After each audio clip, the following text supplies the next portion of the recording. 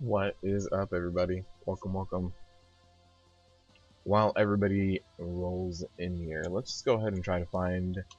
There's already Arcway plus 10.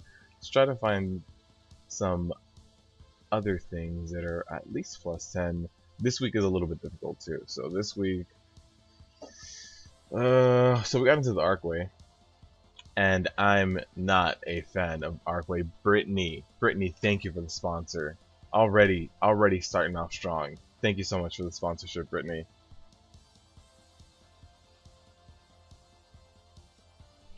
What's up, Joshua and Demon Hunter, Mehmet, STL? Welcome, everybody. Welcome, welcome.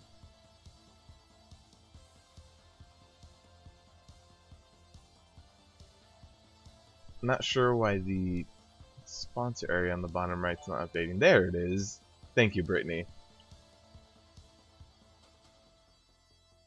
Thank you, it means a lot. It really does. What's up, Madros? So we are heading over to Arcway right now, which I did Arcway for this week in Mythic Plus, and it was not fun. So this, yeah, it's not gonna be fun. This week is very difficult. If you guys have not done this week, you need a very good healer this week. You need a lot of AoE heals to keep up this week. What's up, Max? Also, good news. The plan with YouTube is that they're gonna roll out custom emojis by the end of this year. So we have 3 months left, and with the amount of sponsors we have, we can already get custom emojis. And you guys know we're gonna get the Rip Key custom emoji. That's #1 on the list, is to get our Rip Key emoji. So, just gonna build up a little rage, throw some Ignore Pains on while I come over to Arcway. I don't think anyone else is really here yet. No, not a lot of people here. One last thing, it is on Mythic. I will run in and run back out to get some summons, or I can just actually take these guys down. Don't thank me, thank financial aid.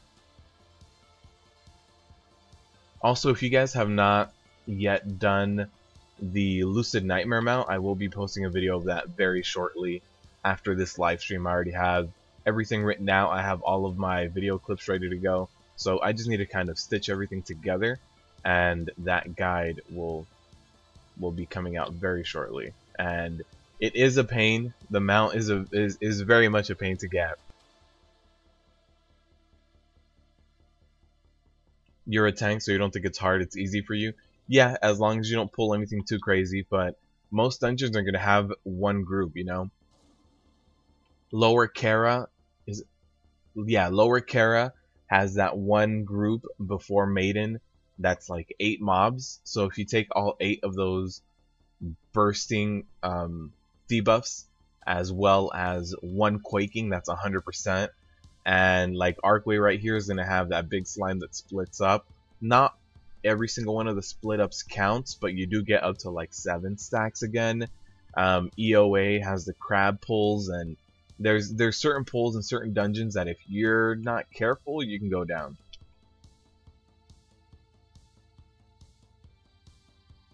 So the group is saying that they want to do the zone out strategy after killing these blobs, which is perfectly fine.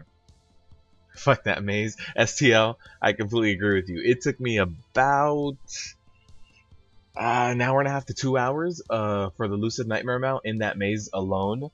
I tweeted out a picture of... Oh, STL follows me on Twitter. I'm sure he saw it. I tweeted out a picture of my map for the Lucid Nightmare mount. It gets a little crazy in there. You saw how annoying the Nightmare mount is to get. Suffice to say, I don't need it that bad. Yeah, the first few clues are not that bad. There's some people that struggle with Bejeweled, but there's no real known strategy for Bejeweled. So it's a mix and match of a lot of things. You know, not everybody knows what's going on, especially with stuff like the Bejeweled. It took me about half an hour of Bejeweled to get rid of it.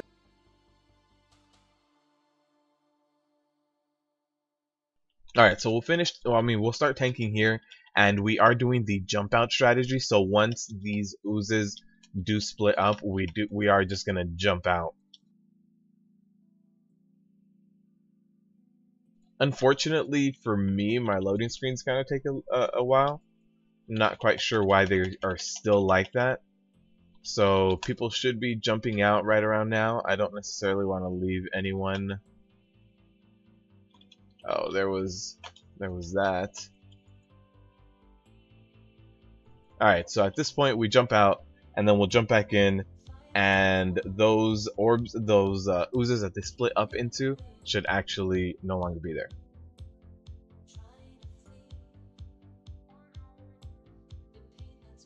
You were watching me on the friend tab and you were like, Sunders is still there. Yeah, I started maybe at around, actually it probably took me more than 2 hours. It probably took me about 3, because I think I started at around 11 p.m.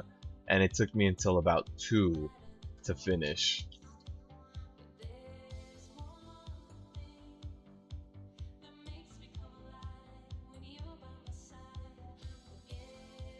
Alright, we are also going to jump out with these amalgams as soon as they go down. So what we need to do is take out the green one first. That one doesn't split up. And then the smaller ones will split up. And then as soon as they split up once, we kill them one more time and then we jump out. So the green one is not down yet. We still need to get that down. And now that that's down, we also have 4 stacks of bursting. Everybody's getting out. I hope that... Oh, nope. I was waiting for the rogue. I didn't want to leave him high and dry there, but he kind of stayed in there. There's a map add-on for the Lucid Nightmare mount now. Yeah, STL mentioned it in Twitter that there was an add-on, but I wanted to give it a shot. And I did tweet at Celestion yesterday morning, and he did like the tweet, but I remember it was like 2 a.m. I'm over there in the Endless Halls maze, and things start making sense. I start seeing patterns. I'm like, wait, this door is closed, that door is open. I know where I'm at. I'm in this part of the map. Somehow I got teleported to this part, and it was intense. Once those kind of mazes start making sense to you, that's when things are messed up. Apparently there was a food banquet that I didn't pay attention to. And this week is fortified as well. I don't see a banquet. Okay. Yeah, this week is also fortified, so trash is just gonna kill everything. Which is why I said that Pridas is so important this week. Pridas is so important. Everybody's taking quaking damage. You know, your healer gets interrupted once, a few bursting stacks go out, everybody's dead. So this week can be difficult if you even slip up a little bit. A lot of people are used to the +10, meaning, hey, you know what, I can get this done pretty easily, especially now that the difficulties were changed. But it can get really tough this week. This week is very unforgiving, is what it is, and none of the damage can really be avoided. You can't avoid taking 20% from quaking, and you can't avoid the bursting damage. Anytime something dies, it's guaranteed bursting damage. Rip healer, yeah, that healer went down. It reminded me of the old NES days drawing Zelda maps. Oh man.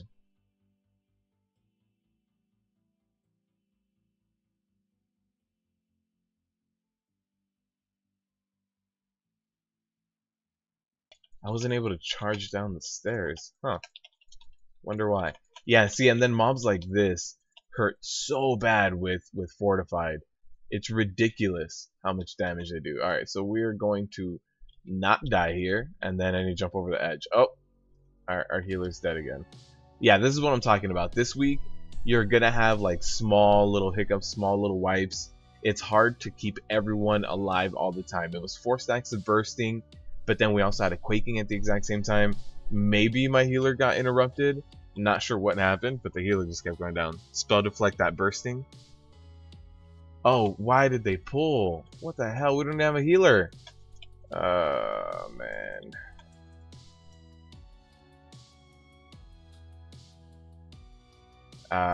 Yeah, this isn't looking too good.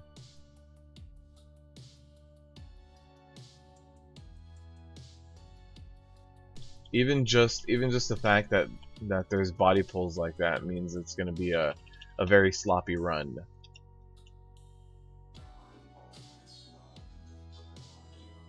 I mean, someone's taking the Chaos Bolt. The rogue is, yeah.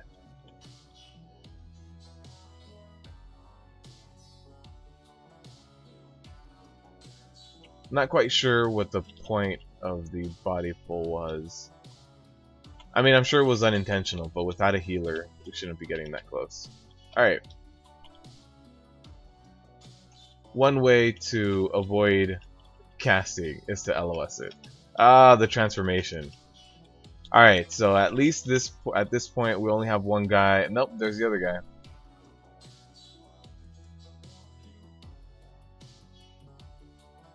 I thought we were safe, but we're not. I didn't know that Spell Reflect could do anything to bursting. I was pretty sure that bursting was physical, like bleed damage. I normally just pop Berserker Rage and use that extra rage gain. There goes the healer down again. This is gonna be a rough run. I think we're starting off with a Rip Key today, to be completely honest with you. I think that's what we're starting at. Yeah, I just looked at the chat. Yeah, I'm pretty sure we're starting with Rip Keys today.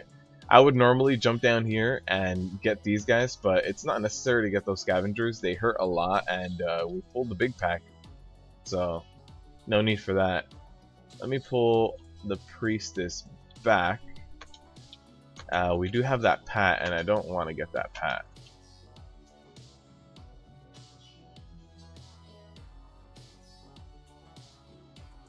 You feel like that healer doesn't know when to stop casting? Is that what it is? Yeah, I'm not sure if our healer keeps getting interrupted or what's happening, but the healer is for sure not being able to heal a lot. So let's see. In the next quaking, I'll try to take a look at the healer. So there's the quaking. That wasn't a cast right there. That was movement. So it was either an instant or not a cast. So that was okay. Let's try to get this guy. Hopefully we get it by himself. Yep. Right in the middle of both packs. It's magical? Oh, okay. I'll test it out right now. Not with this one. This one's only one stack of bursting, but next pack I'll use it.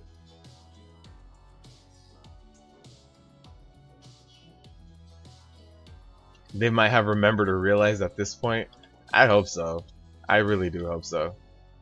Because or else it's gonna be a very long run. Especially when we get to the spider boss. That's not gonna be fun for anyone. Alright. Hopefully the rogue doesn't just ninja. Okay. That rogue is getting really close to things. I think he was probably the one that body pulled earlier, right? Alright, so here's the quaking. Don't think the healer was casting? No. Okay, so maybe the healer realized that it interrupts. Yeah, this week is just very unforgiving.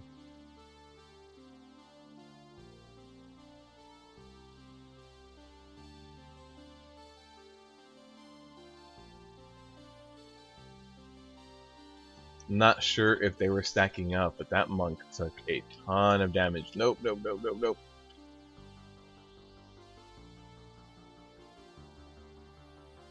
I saw the CC and I wanted to walk away from it, but somebody else ended up hitting it as well.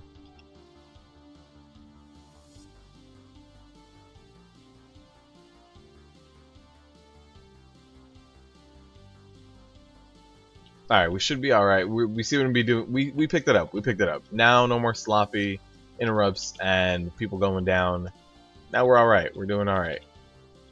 By the way, finally got the whole 4 set equipped. I think I equipped it last time at the end of the stream after getting all the upgrades. But getting more used to it, I do like it. Every time I feel a little bit rage starved, I can just get some more rage.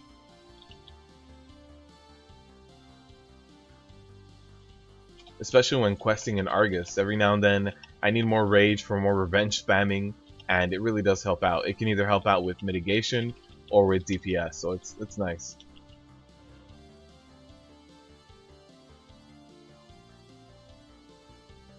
Alright, yeah, for that quaking, if you guys have never dealt with quaking either, it throws out a bigger AoE around you and then a small AoE that builds up to it.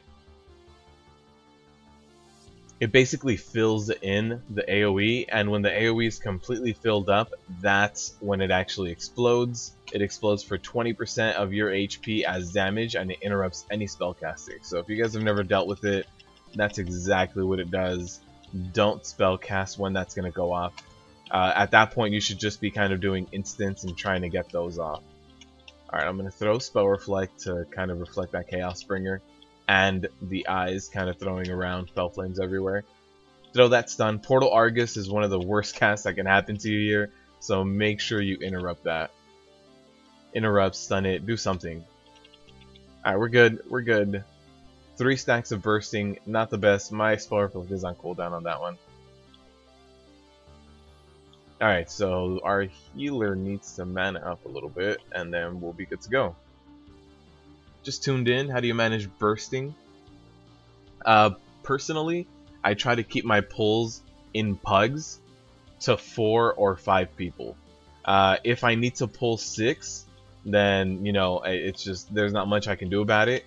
But in PUGs, I try to keep it to 4 or 5, because with Quaking, if you pull 5 people, and they all go down at the exact same time, and you get a stack of Quaking, that's 70% of your HP is damage. So I try to be, oh god, I try to be a little over careful with PUGs. But if I was in a group with people that I would be able to kind of rely on and trust a little bit more, I wouldn't mind pulling 6 or 7. But yeah, definitely keep it to about 4 or 5 max.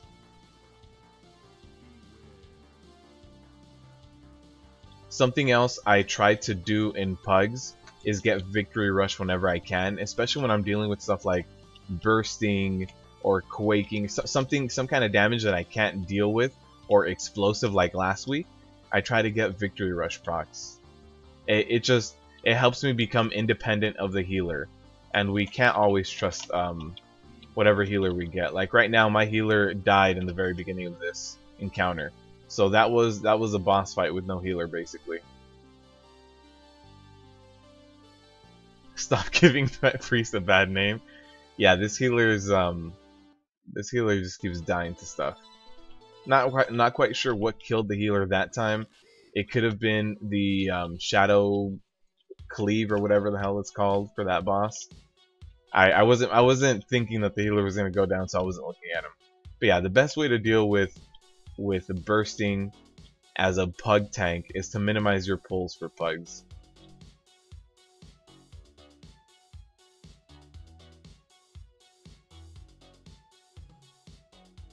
Don't trust your PUGs to manage and to stagger the kills for you. Instead, just manage the group sizes. Being dumb killed them.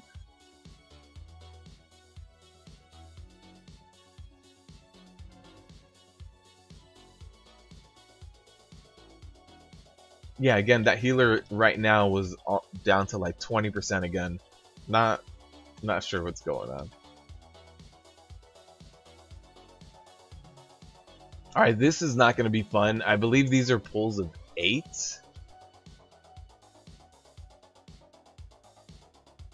So if you stagger these kills at all, like we're doing right now, you see that refresh, that buff, it just got refreshed halfway through? That's not going to be good. Alright. Oh god, and that got refreshed with 70%. Oh no. I barely survived it, but yeah, I survived it by popping a last stand. They burst with peanut butter. Oh man. Yeah, this is gonna be a rip key.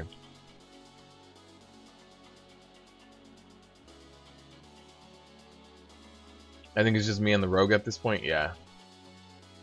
Yeah, so so bursting lasts 4 seconds.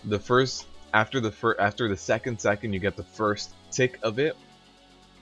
If you refresh the duration, it ends up hitting you for a lot more. So if you get 4 stacks and you take the first tick, that hits you for 20%, and then you get another kill right after that, it refreshes the duration.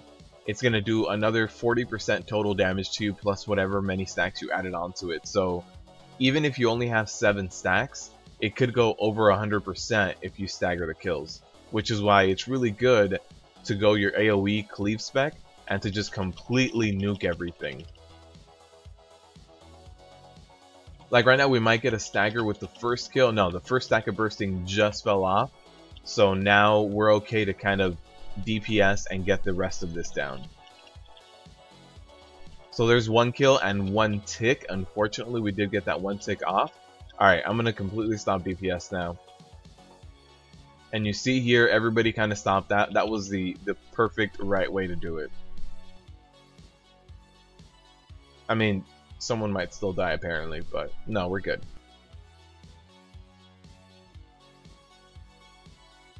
I'm gonna do this bigger middle pool. It's only 3 mobs, so it should be a lot better.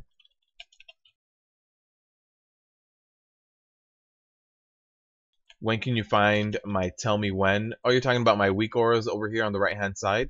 If you look for a video called add-ons and macros, tanking made easy, add-ons and macros, I also share all of my weak auras. There's also a more recent video called weak auras going into Tomb of Sargeras or something like that. And I kind of give you all those weak auras. There's even this one with the rage bar. Yeah, everything is there with you. The add-ons and macros one also tells you how I have my UI set up and where you can find each one of those add-ons. This routing is not fun.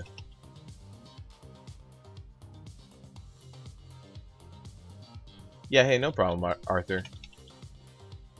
I'm also going to use my victory rush. I always try to get a few procs off and kind of hold on to them till I can make good use of them, especially on explosive week. On explosive week, you can get victory rush as a tank pretty easily.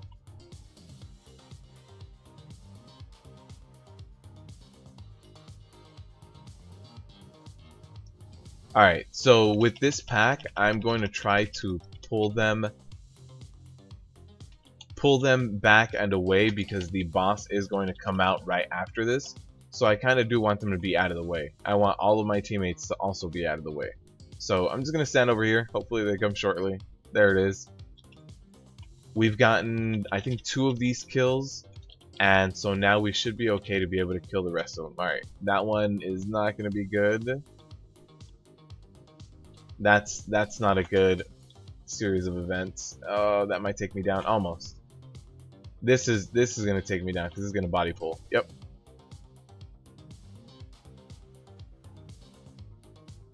Again, I held on to that victory rush, went ahead and used it right there. How is the 4-set bonus so far? It's really good. The 4-set bonus, I like the fact that when I'm questing, my 4-set bonus is offensive. So when I'm questing, I use my 4-set bonus to be able to revenge spam more often. But when I'm in dungeons, it actually helps me survive. When I tank something like Kil'jaeden, it comes up and helps me a lot because when I tank Kil'jaeden, I'll save my Berserker Rage to right before I take Fell Claws. So as soon as Fell Claws are going to start, I have Demoralizing Shout, Shield Block, and a full Rage Bar because of my 4-set bonus. So whenever there's big things that are going to happen like that, it's kind of like an extra tanking cooldown because it'll give you 1 full Ignore Pain. It gives you 80 Rage total. 60 Rage is a full Ignore Pain, so it gives you 1 1/4 full Ignore Pains, which is insane. Alright, let me check out my healer's mana. He's at 36%. As soon as he gets back up, we'll go ahead and pull. And there's our rip healer. Hey Brittany, do you think our healer's gonna die to blink strikes? I don't know.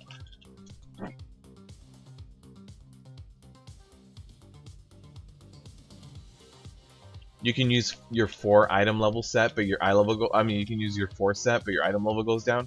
How much does your item level go down? Is the big question. Oh, there's our healer. Oh, our healer didn't die? I thought the healer went down. I could have sworn that was 0%. I guess he lived with like 2%.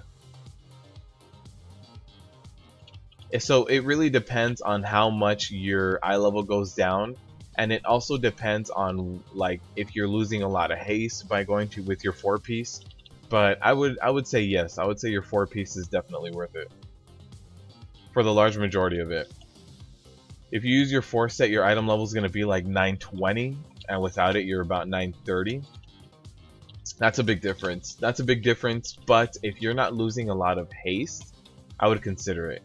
The only thing is, you don't necessarily always use your 4-piece. Like even right now, I'm not used to using my 4-piece. You can see right now it's off cooldown, but the boss is almost over. So since I'm not used to using my 4-piece, every now and then I feel like I'm not using my set bonus properly. You think my healer's gonna die standing still looking at the wall? You try it with the Berserker Rage talent? I haven't, but yes, I need to swap that out. Because I know if I do that, the cooldown is gonna be very, very short on my Berserker Rage. But as it is, even without that talent, I'll move right Fury. Even without that talent, my Berserker Rage is up just about every 40 seconds or so. So the extra cooldown reduction of Berserker Rage will help out.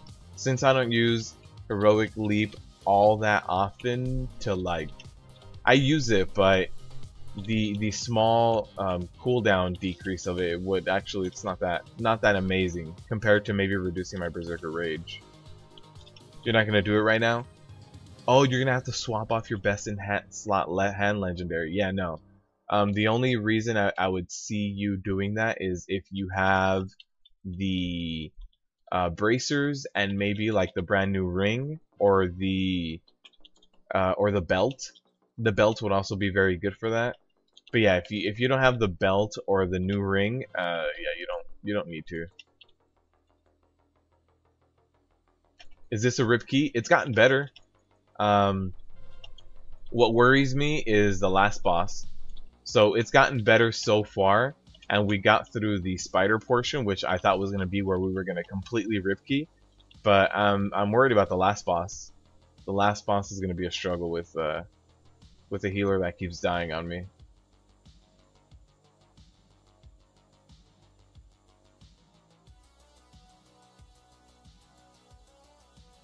Thank you, Bryce. Thank you.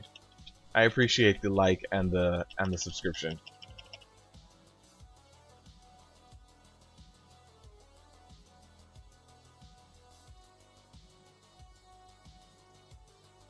Yeah, we get a bit of a cooldown reduction from our artifact anyway, yeah. And then I don't currently have any of the relics that reduce my heroic leap by anymore, but I mean, maybe chances are that I'll get some when the Netherlight Crucible kind of unlocks for us, and that might be what my relics have, is cooldown reduction for that. So who knows? It might work out in my favor that that talent point will kind of be baked in. The only time where my heroic leap has come in clutch has been for Kil'jaeden, and that's only when 3 tanking it for soaking Armageddons. But besides that, I don't need to heroic leap on cooldown. Alright, so with this pull we should be alright. And one more pull before the boss. But the group got better. It was looking pretty bad in the beginning, but it's gotten a lot better now. So I'm not super worried about it. Besides the last boss is just gonna give us some issues.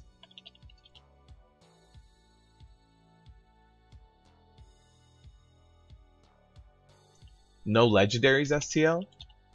Damn. Just start running LFR. And STL, I know you have a shaman that has like off-spec healing. Queue into LFR with your healing spec. Oh god, all this damage. Just build up more rage for more ignore pains. Yeah, so queue up with your shaman as a healer for LFR only when you're getting bonus rewards. So as you're going around questing, doing your dailies, doing everything you need to do on Argus, whenever you see the bonus appear, let's see if I can see one for you. My healer is mana-ing up, so we're good. Alright, so yeah, whenever you see that extra bonus loot, that's when you can queue up as a healer and you'll get a ton of gold, but then also by doing LFR, you're helping your legendary chances. So if you want to do it that way, I highly suggest it. Every now and then when I'm just doing world quests, that's what I do. I'll queue up for LFR only if it has a tanking bonus attached to it. You get some defilement runes that sell really well in the auction house still. They might not be selling that well for too much longer because there is a permanent kind of rune coming out with reputation, but not a lot of people are at that reputation yet, so I do suggest it as an extra source of income. and to kind of increase your legendary chance.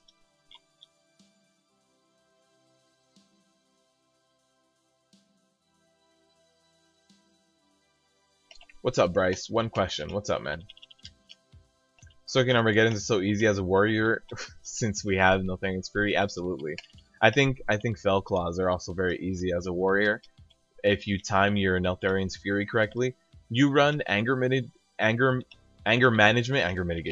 You run anger management, and Kil'jaeden is just every time he does Fell Claws on you, you have Neltharion's Fury and Demoralizing Shout. It's really cool. It's really easy to do, and it really helps out mitigating all of that damage.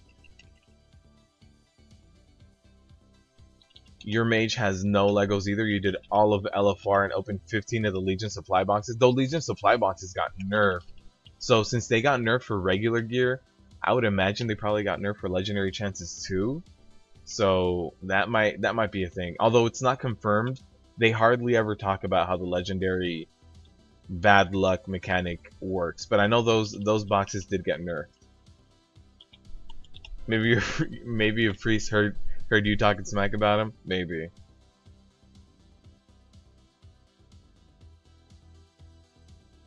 Oh, you don't think it shows it if you're not solo? Got it. Yeah, normally when I'm queued up when I'm just like doing world quests, I'll queue up by myself and do some of those, get some augment runes, sell them, especially because the new augment runes are coming out very shortly. Make sure you step away from that slicer. Think anyone went down? Oh, okay. I was expecting a death from that slicer. Alright, let me pull this back. I just want that speed boost from that leap.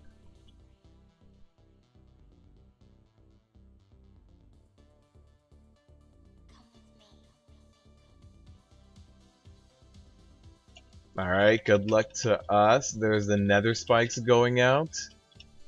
We'll see how much damage everybody gets hit by. The permanent rune is exalted and 50k. Exalted, okay. I know some people are already at revered. I missed 1 day of rep grinding, so I'm not revered yet, and I still haven't done all of the mac and cheese quests. I mean Macquarie quests, so I still need to do that.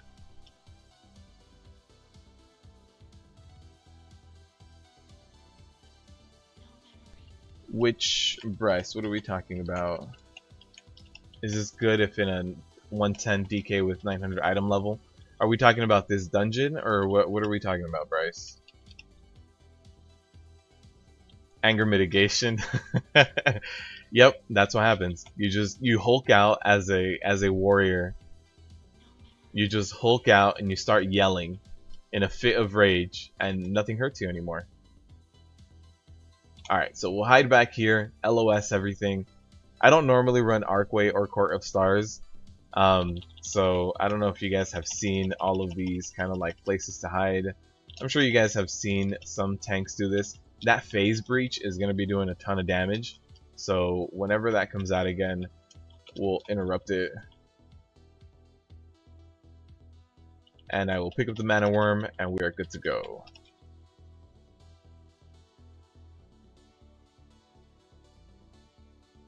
You're on the phone. Are we Ripkey yet? No, not yet. Although it did get close in the beginning, but it's getting better. It's getting better.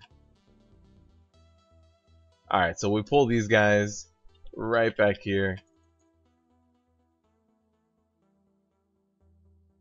As long as you're targeting the Warp Shade and interrupting that phase breach, you should be okay.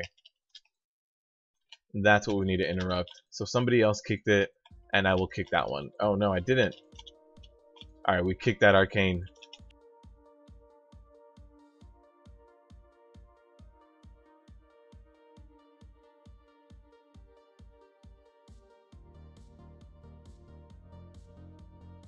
What's up, Sebastian? Welcome.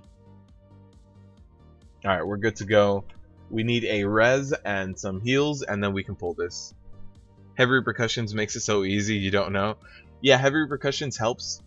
Also, if you have the new legendary pants, that would help out a lot too, because you get that extra charge of shield block. So just in case you're starting to run a little low on shield block charges when actively tanking and you're not running heavy repercussions, you can just go ahead and run that legendary. 13 minutes. We might be okay.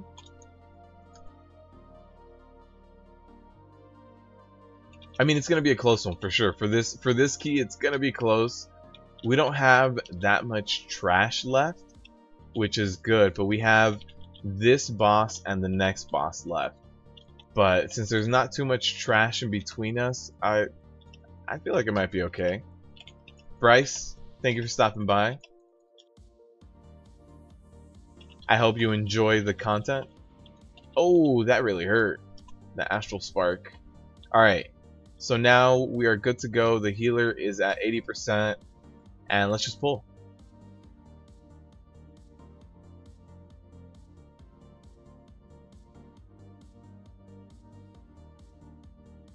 Quarter Star sucks. This is Arcway, however, I don't like either one of them yet. I don't like Arcway or Quarter Stars, to be honest with you.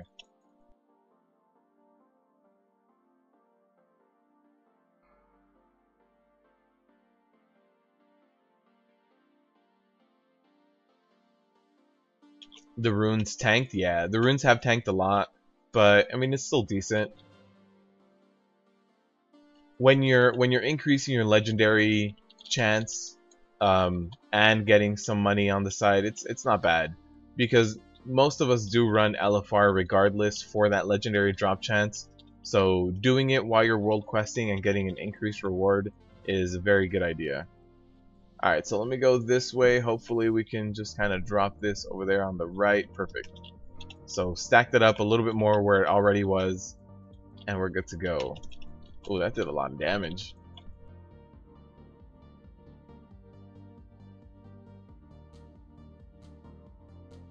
You don't like any of the Suramar stuff? But the Suramar stuff is mostly these two, unless you consider Cathedral this, but Cathedral's more just Broken Shore. Alright, so at this point we can run back in to where the boss is.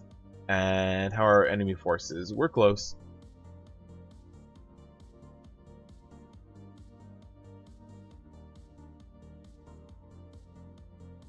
I won't be completing it with this healer unless he starts rib throwing as mitigation. Wait, is my healer undead? My healer is undead. I barely realized it.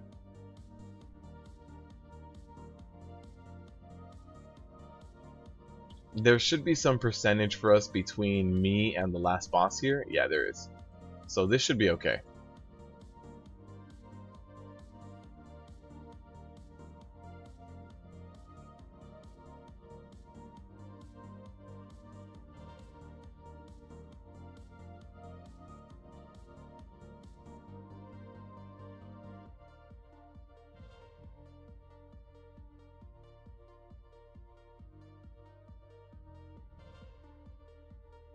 I haven't streamed on Twitch in a while, and I was going to start, or I'm going to start this week, doing Friday streams on here on YouTube, just because now that we have our sponsor button, we can start growing the streams here on YouTube that way and getting custom emojis here whenever they launch.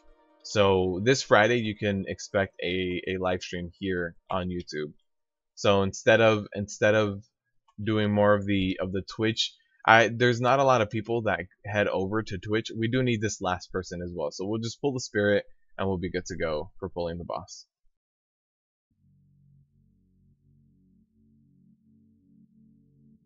So yeah, we're gonna be doing 2 times a week now here on YouTube, once on Wednesdays and once on Fridays. So you guys can be expecting that starting this week. And that Friday live stream, if you guys play US Horde, yeah, if you guys play US Horde, we can just start running some stuff, be it normal TOS, be it Mythic Pluses, whatever it is, we can just start running that. But Wednesdays we'll leave it to be Pug Heroes, and we'll just keep pugging it up here. Boned and tendons can't Hulk out.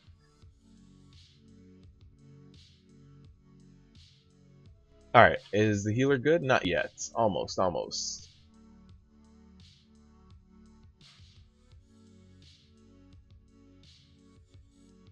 But yeah, since I've built my platform to answer Mehmet, since I've built my platform more here on YouTube, there's anytime I stream on Twitch, there's just not that many people that go. I think on Twitch, the most I've gotten is maybe about 6 viewers. So I think it's a lot better here where everybody's already subscribed to me and already knows me here and expects certain live streams. So Friday we'll start live streaming. Clint, thank you for the sponsorship. It does mean a lot. I hope you're enjoying the content. I hope you continue to enjoy the content. This is a peanut butter free zone for you, Clint. thank you for the sponsorship, man. Alright, so we got to 50%. Our healer is still alive. So that's good news. Good news that our healer is still alive. Let's take a look here. Let's go... Actually, we have to go this way. So, let's go back through the maze and back up to the boss.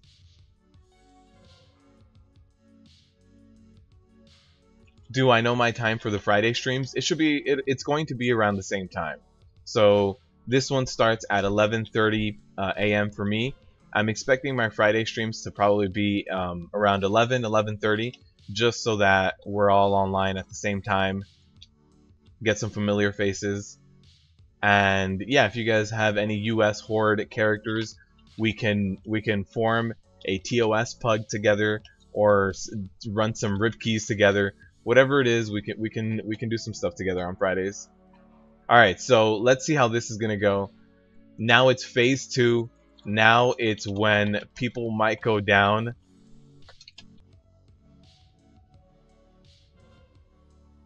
So there's the accelerating blast. I used my interrupt for the last one. It's not necessary for the accelerating blast. I will be able to interrupt the next one. So unstable mana. I wonder who it's going to trigger. Alright, so it didn't trigger my healer. I was worried that unstable mana was going to trigger my healer, which was going to lead to a wipe. But didn't get my healer, and now we have 5% left. We should be okay at this point. The nice thing about this week, even though all the damage is unavoidable, the nice thing about this week, someone dropped a feast there, is that we don't have tyrannical. So the bosses are not that bad this week. And I think we get another point in our weapon. Yeah, we do. Yes, we do. There it is. Another point for our weapon. Do I do JavaScript work or do I play WoW? I think you play WoW. Alright, so we'll hop over back to Dalaran. We'll get another key going. That was not a rip key. That was not a rip key. I'm very surprised that we made it in time. Cathedral is TOSy, which I like that one a lot. You just hated the Suramar questline, the dungeons, and the raid. You didn't like Nighthold, Brittany? You got a few pets for you if you want. Oh, yeah, cool, Sebastian. If you want to, you can mail him to me, or at the end of the stream, I can pick him up from you. We also have more pets that were donated by another one of my guildies again, or by the same guildie as last time again. So he donated, I want to say, 3 pets. So we have some more pets. We have the selection that was left from last time, and then these 3 added pets as well. Congrats on the sponsor button. Thank you, Ezekiel. Thank you. And yeah, Horde. If you are US Horde, we can run some stuff on Fridays. And if we need, so I have my healer and my Boomkin DPSer. So if we have too many tanks, so 9 points in Concordance, not too bad. 9 points. So yeah, if we have too many tanks, I can run on my DPSer. This is the secret mount that I'm talking about. I will be releasing a guide for this later on. If you guys want to ride a Nightmare Unicorn. But if you wipe you guys on Thursday, you'll kill me. Yeah, Clint. We'll see how Thursday goes. Well, we only have 2 bosses left for Thursday, so it shouldn't be too bad. Oh no, Brittany, why do you have a giant jar of peanut butter next to you in the library? Hopefully you'll have a Friday off and a character high enough so you can do some. Hopefully. That'd be good. You can heal me up. Alright, let's see. A plus 10 Neltharians. Haven't done Neltharians this week. And Neltharians does have those pelters that do... Uh-oh. Alright, we got in. those pelter pulls are gonna be really bad because they do random damage to people. They have no aggro table, so imagine someone's getting hit in the face with a pelter that's fortified and then takes quaking damage.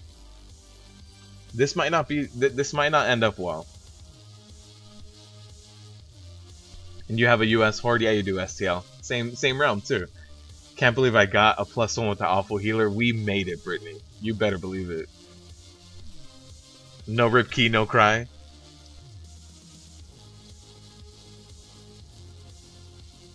When the stream ends, you'll give it to me. Yeah, cool. Thank you. Thank you, Sebastian. Bone Shard for the people. The people do like Bone Shard. And the Blazing Firehawk. STL, are you still stuck in the maze? Were you able to finish it? Blight Breath and Vengeful Porcupet? I haven't heard of the Vengeful Porcupet. Where'd you get that one? How else are you supposed to eat apples? Not with peanut butter. Caramel? Alright, so yeah, we'll run over here to Neltharian's Lair. This one, I'm not expecting it to be too bad. Neltharian's Lair is worse with Tyrannical rather than Fortified because the bosses have those like really big hit abilities. The first one has the shattering effect. The second one has the sunder. The third one, it just does a ton of poison damage. So without Tyrannical, I'm hoping Neltharians won't be too bad. Do I take the Pelters down first? Yes. What I do is I stack that one. I think he's called a breaker, right? I always stack one of the breakers on one of the Pelters so that everybody can get their cleave damage done. But I hope that my DPS takes down the Pelters first. What plus was the dungeon? That plus was that Arcway was a +10, I think. Let me look. +11. +11 Arcway. Or actually, that might have been yesterday's run for this week in Mythic Plus. I think that was a +10. But yeah, it's definitely more difficult nowadays. If you haven't done any Mythic Plus since they changed it, if you walk into a +10 expecting it to be an old +10, you're not gonna have a good time. You need to expect a +10 to be a +15, basically. I think that's how it worked out. A +10 is a +15. You got it farming and sniping? Oh, okay. You were TSM sniping. Got it.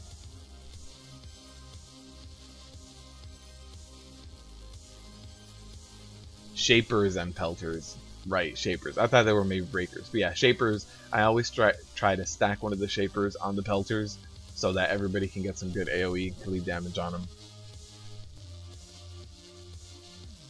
Oh, we're getting summoned. Alright.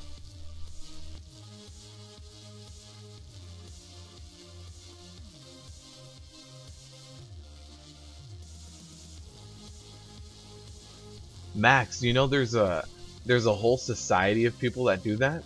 Oh wait, I don't think this is on. Nope, it's not on Mythic.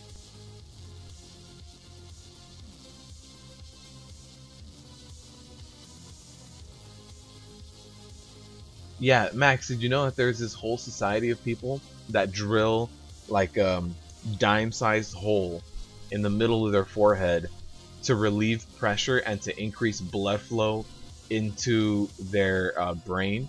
And they say that it kind of keeps you at a quote unquote high for like perpetuity.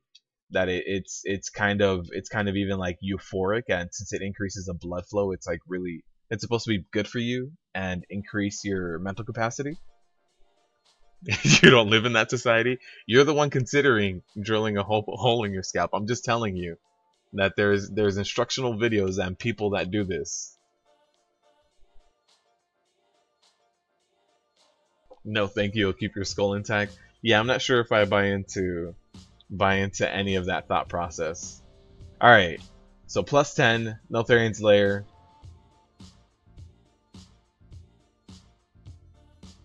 I forget what the society's called, but yeah, they definitely exist, and they definitely drill holes in their head. People eat people too, but you're not on that trip. But that has been proven. to have bad effects on you. It's proven to actually make you insane. Alright, so let's get this done. This might be the only bad part, is these little mobs right here. So we have 5 mobs here, which is as big as the pool is gonna get by my watch. So unless somebody else body pulls more, which there it is. There's a little bit of a pull on the side. Now we have 6 mobs here, which again still isn't too bad. 6 is really where the limit kind of is. There's 4 right there, 5, and hopefully everything wears off. All right, perfect. So now that wore off, now that guy can go down. And if you saw there wasn't too many people on that last mob. And that's because I wanted to kite it away from everyone so that everyone kind of stops DPSing it. The society is called crazy. There's a few of those. Instructional videos, like you can go to YouTube. So I saw it as a documentary that I saw, I believe, even posted on YouTube. I think that's where I saw the little documentary of it.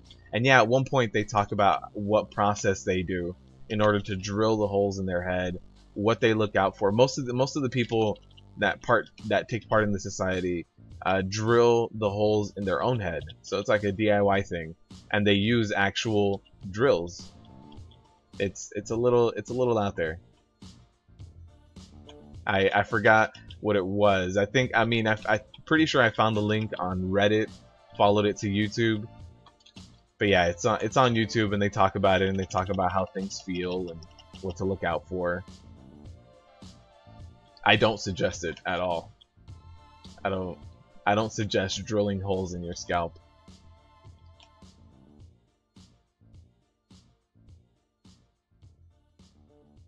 .3 released and you haven't done anything for 7.3? Oh no, Sebastian, you're behind on Reputation. Oh, that quaking. You're behind on Reputation, Sebastian. You need to catch up. Here's my reps so far. I'm about 3/4 of the way Honored with Army of the Light and the Argusian Reach. I'm about 3/4 of the way with Friendly with that.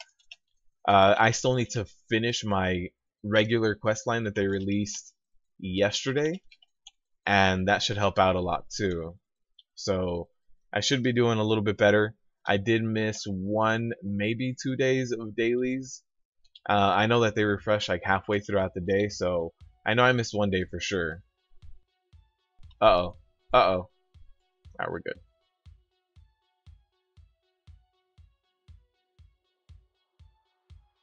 Look out for your own goddamn death. Pretty sure your brain doesn't need to be exposed to a bunch of bacteria. Well, they drill the hole and then your skin repairs on it. So you just have like this sensitive, boneless part of your forehead, but it's still got skin over it after it repairs. Anything good with rep? Yeah, the new mount. You don't know the new mount, Sebastian? There's like this light forged golem mount that looks amazing. But it does cost, I want to say when you're exalted, it's going to cost you 500k. So it's expensive, but the mount looks amazing.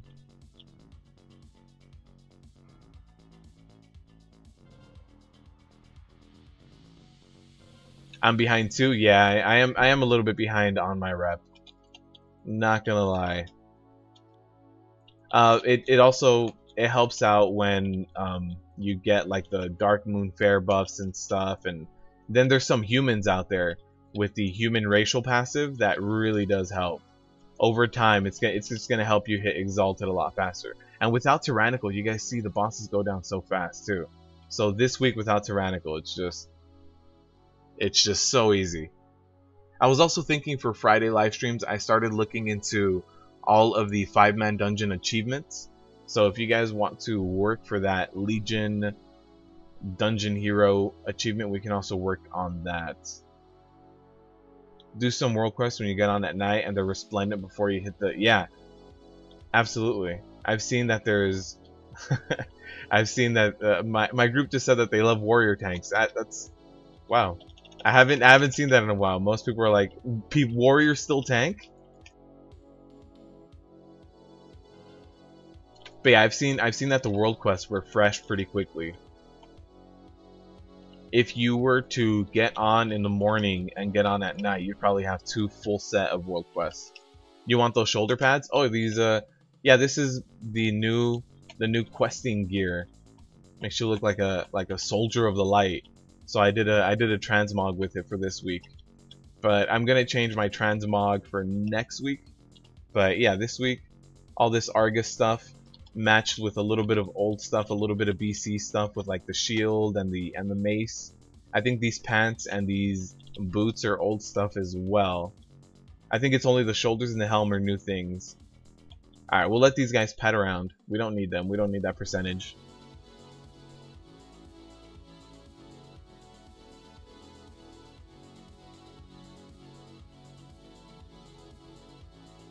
Oh, let's split up for that.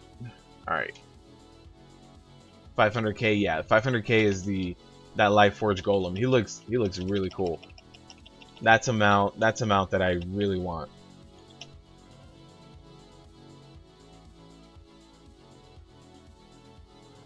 Human until Friday and Saturday. Yeah, I feel you.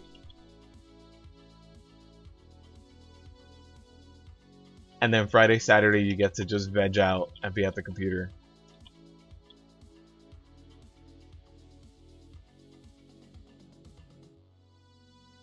Alright, so let's jump in here and get this Hulk down. I do have my stun up, which is the important part. So once this Hulk knocks me back, I will be using my stun. So there it is, piercing shards, there's my stun. And hopefully we get this Hulk down before the next time he wants to do that, because that does do a ton of damage.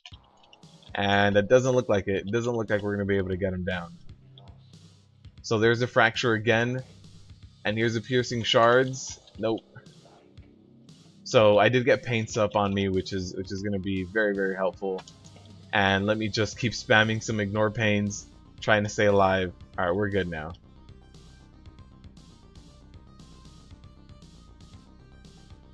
I was wondering what that Shadow Covenant was. Because I was like, I don't have any weird new trinkets equipped. Let's try to get him back out. But yeah, this guy, this Pelter is going to run around wherever he really wants to.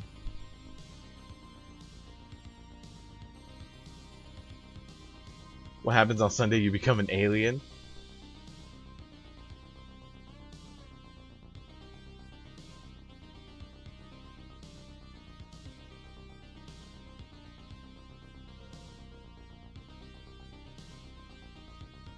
Yeah, Max is for sure stacking up coins. Not using them, not betting anything. Max isn't a betting man. He just wants his coins to go up. You're not crazy about the mount? Alright, so let's run in here. Let's get this Hulk down. Don't think anyone else is going to stun for me, so we'll use our stun as soon as we can, and hopefully that's enough. Alright, so somebody else did stun, so that's good. Whether it was on purpose or on accident, now we have our stun for the next time around. Because that Hulk, they do have a ton of HP. They have almost 70 mil HP with Fortified on a plus 10. So there's the piercing shards, just stun him out of that. Perfect. So now we're just gonna clear the room, and once we clear the room, we should be good to go. This boss isn't gonna hit too hard either. Again, we don't have tyrannical, but yeah, the Pelter groups are for sure gonna be the worst ones. But we got through them relatively seamlessly. That means that our healer's doing really good, which is I'm glad for. I'm really glad that our healer this time isn't just dying to anything and everything.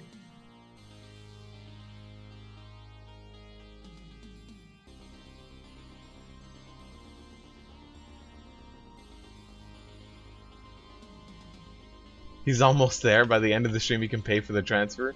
I'm not quite sure when I agreed to this Alliance server transfer. Alright, let's just keep DPSing here. Keep stacking these guys up.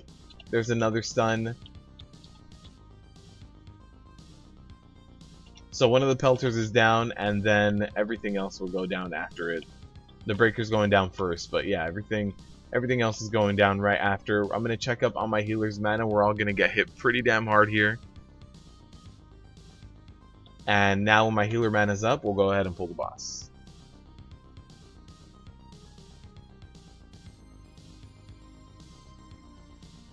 Alright, well the Shadow Priest pulled, so we're good. The healer was at over 80% mana, so we should be alright.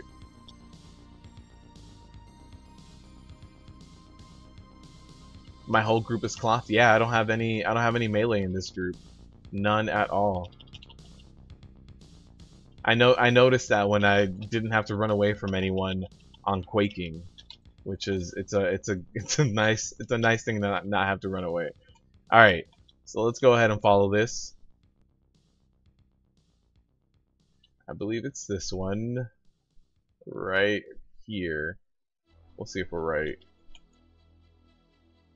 I do think it's this one. Yeah, somebody else just picked it out as well, so should be all right. It was worth a shot.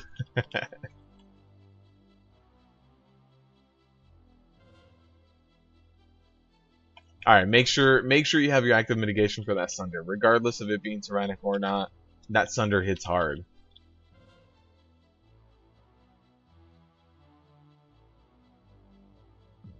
Alright, so the Sunder's coming back around, throw my active mitigation on. Also for the last boss, if you don't have your active mitigation up for the Strike of the Mountain, you can also use magic mitigation ability. So your anti-magic shell, your spell reflect will actually reflect that Strike of the Mountain. So if you throw spell reflect up without your active mitigation up, you actually do the increased damage to the boss. So that's a way to help take a boss out a little bit quicker. We are going to skip this next pull, hopefully. I don't want to pull it. This one's always a pain to pull, so we'll skip it and we'll pull some basilisks that are right back there.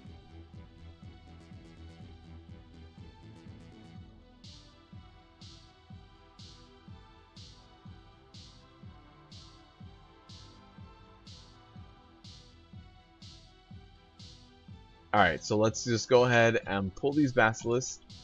We do need to get them all for the percentage needed. And we might actually need to get that one extra group right at the end. But it should be okay. I'd rather get some of those pulls than this pull right here next to the snails.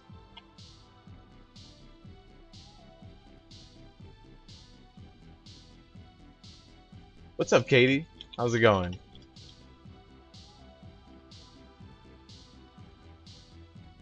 Welcome to the live stream, Katie. Alright, so now we should be, yeah, we're in a good shape. We're in good shape to actually keep pulling.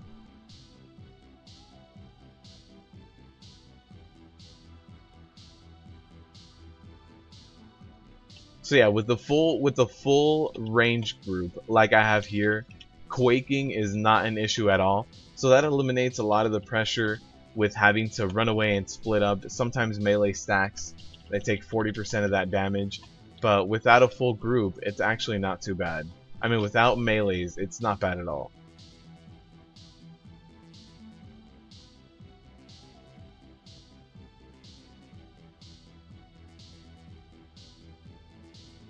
Katie just came by from soloing Mythic Kil'jaeden. I believe it. I believe it. Yeah, no problem, Heath. Yeah, on stuff like Tyrannical Week, it benefits you to not throw your active mitigation up and to actually just spell reflect whenever it's on cooldown for that increased damage.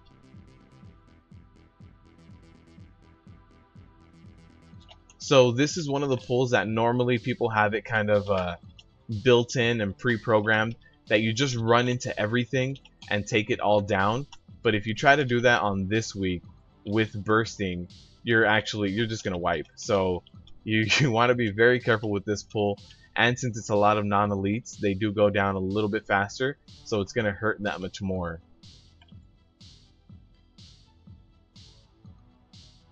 What software do I use for streaming? I use OBS. So OBS is free software. I don't use it to record, I only use OBS to stream. For recording, I use Fraps, but yeah, to stream, I use OBS.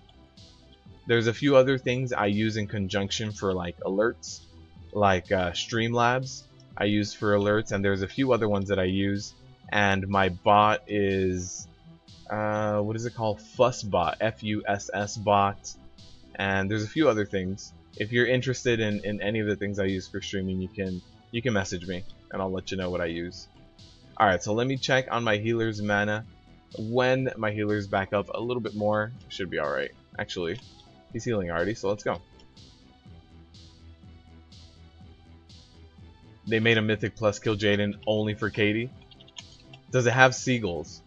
That's the real question. If it has the Eye of Azshara seagulls, then we're in business.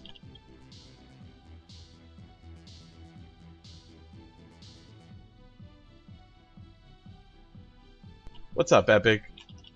Epic, you haven't missed any rip keys. You missed a pretty bumpy run of Arcway, but it picked up. It picked up. We got it in time. Not a lot of time left on it, but we picked up and we did it.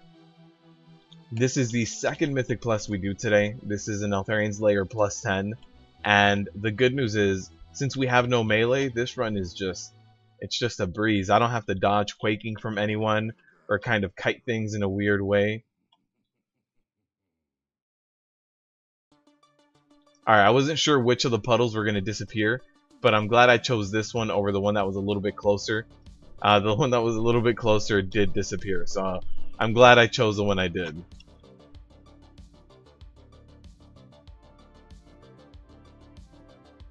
Healing is boring, but boom, suddenly you need to be on point. Yeah, this week is one of those weeks where your healer needs to be completely on point. It's, yeah, this week your healer is gonna need all the help that they can get. Because of work, you gotta leave your Prot Warrior side. The raid time wasn't working for you, now maining a Resto Shaman. Ouch. Ouch. Leaving your Prot Warrior to the side, that hurts. That hurts. That just hurts the Prot Warrior deep inside. A flock of seagulls? Yeah. Anytime they need to make something more challenging, they should just add the Eye of Azshara seagulls to it. It was first suggested by Max that Mythic Gul'dan had the hidden phase, but the hidden phase was just Gul'dan summoning a ton of seagulls, and they just start, you know, disorienting every tank that you have in there. So since it was suggested by Max, I think they should just keep going, and every Mythic boss should just have seagulls.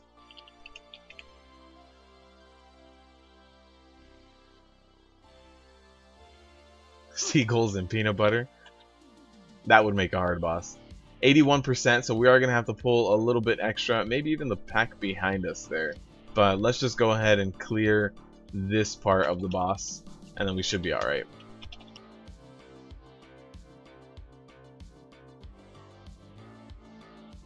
I do also want to interrupt that. The bound from this trapper, it does stun you, and as a tank on a fortified week like this, that stun can just completely destroy you.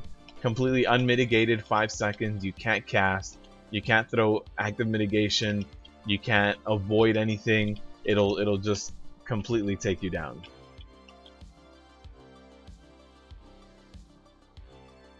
$925 Resto Sham, nice. That's some good gear.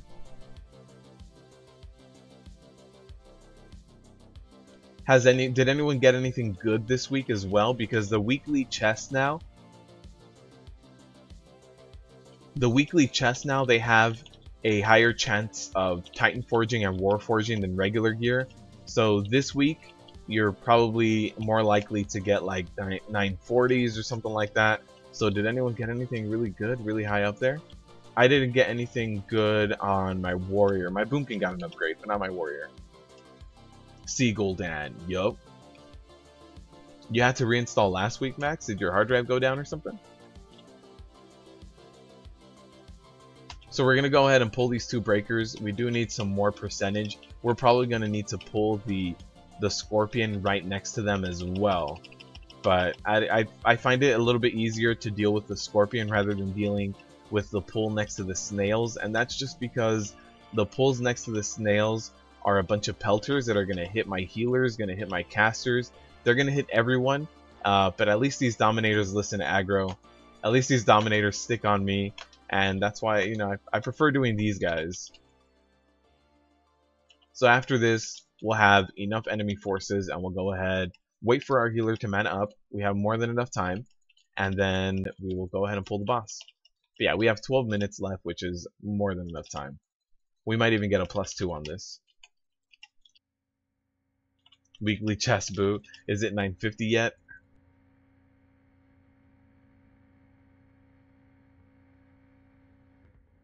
You swap back to a Prot Warrior for 7.3.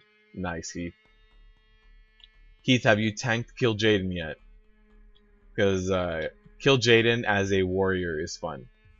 Alright, so our healer is drinking up 80-something% now, so we're good. I do like to pull this boss back a little bit, just to have more room. The amount of damage that's done via the steps that he takes, the big AoE steps, it's not too bad. So I just go ahead and do it.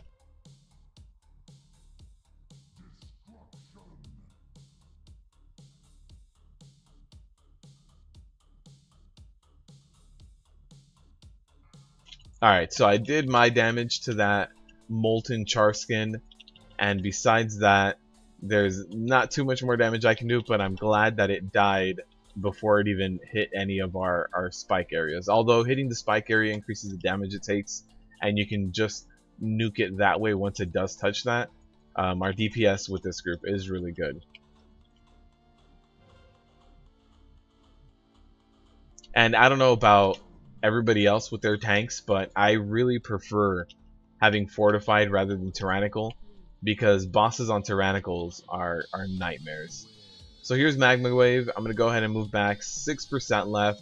The dots might even take care of it. But that was a +10. We were able to upgrade the key by 2. So that was a keystone upgraded by 2. I did get 1 item. Let's see. Oh, wow. Wow, that's a really nice helmet. That is a very nice helmet. Haste Mastery. I think it's better than anything. Yeah, I don't have any kind of backup waiting for that. Unfortunately, I have my tier piece. So if I get my tier shoulders, I can equip this helmet. Wow. Okay. That's a really nice helmet. Oh, you had to reinstall for a 3 MB patch? Really? That sounds annoying.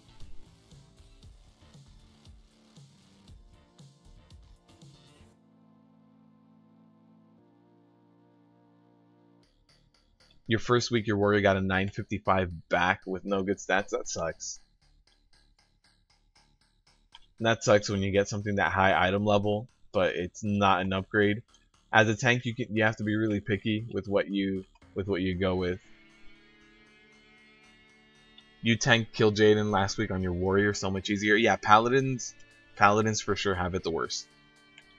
For sure, paladins have it the worst. All right, so let's try to find another one. That wasn't too bad at all. We didn't really have any wipes or anything. Darkheart Thicket. Let's see if we can find something else. Alright, we'll queue up for the Darkheart Thicket. It doesn't look like there's too much else going on. Yeah, there's not much else above a +10. Fell Claws are no problem at all. Yeah, Kil'jaeden as a warrior is cheating? Yeah, absolutely. Also, if you're taking Armageddons as a warrior, it's easy.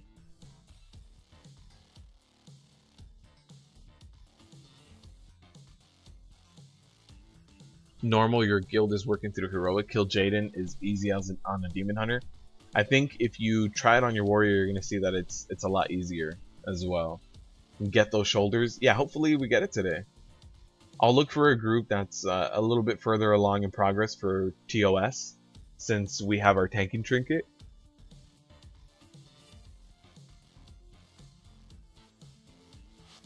You're gonna be crafting your jewel crafting crown this week. Max, I hope you didn't buy any of the new ores Imperium. I hope you didn't buy any of the new ores yesterday. They spiked up in price crazy, but they're dropping back down again. At least you aren't giving away 940s. That's true. That's true, Clint. I have a few things in here that, like this wrist 920. I have a few things in here that are really high item level, but not very good for me. This 930 neck piece does nothing with crit and burst, my two worst stats. Just in case you guys are wondering, I don't want to be at work.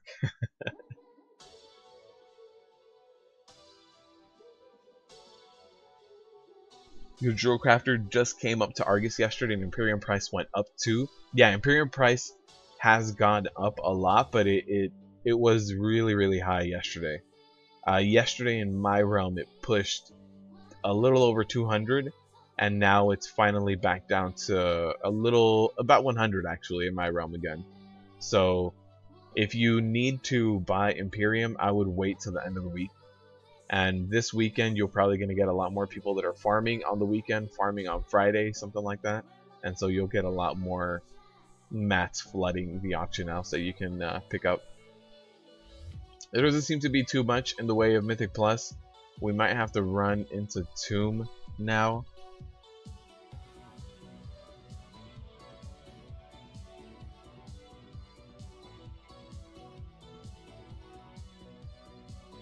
Walking home in a giant cloud of smoke and ash because forest fires. Do you live in Cali, Brittany? Because there was a few fires out in Cali this past weekend. Did I improve my Dark Moon to 935? I haven't yet. No, you can't. It's staying at 900. It's unfortunate, but I don't think you can upgrade this, right? I think it's just the brand new crafted gear, like this guy right here. Like I'm a blacksmith, and this is the stuff that gets bumped up, the new stuff. But this old stuff doesn't get bumped up. Like if I were to craft, not these guys, these like demon steel, I don't think they go that high anymore. I think it's just the new stuff that can get bumped up. All right, so it doesn't seem like we're gonna find a Mythic Plus. Let's find a tomb group that hopefully has a little bit more progress. I don't know.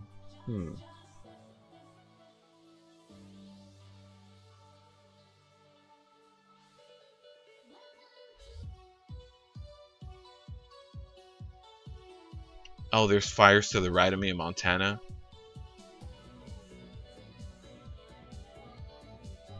Oh, wow. That's that sucks. I whispered this guy to see what boss they're on.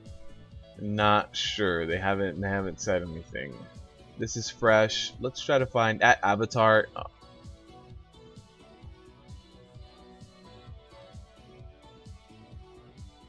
Heroic Kil'jaeden only. I want to try to find an Avatar run. Doesn't seem like we're gonna find much today. So let's join whatever we can. Something that's a little bit more filled up. So let's just join this group. He did whisper back. He said he's on Avatar. So hopefully they accept. And we can jump straight to Avatar. Use our bonus rolls. And if you guys haven't picked up I don't think I picked it up on this character. Broken Shore this week is for rerolls.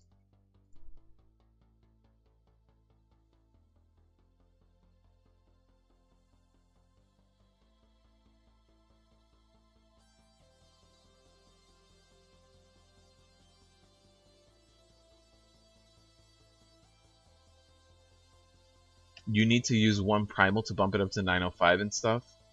Huh. Well, primal is really cheap in my realm right now, so doesn't hurt to try it, but I don't think so. It says 10 out of 10. I don't see why it would bump up.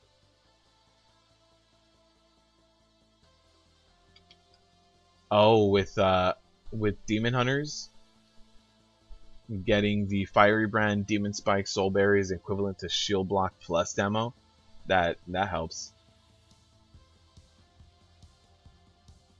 Each armor class has 2 new 935 gears. Yeah, like this guy's for the blacksmiths. And then I was working on the tailoring one earlier. I need to get that one done. You wanted a rib key?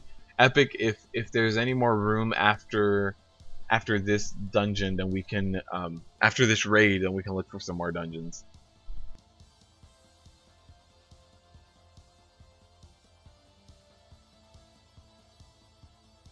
Have I killed any mythic bosses yet, Luis? In TOS? No. I have not gone into mythic TOS.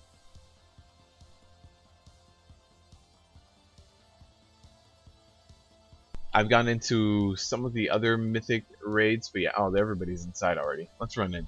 I thought we were waiting for everybody. They're waiting on me.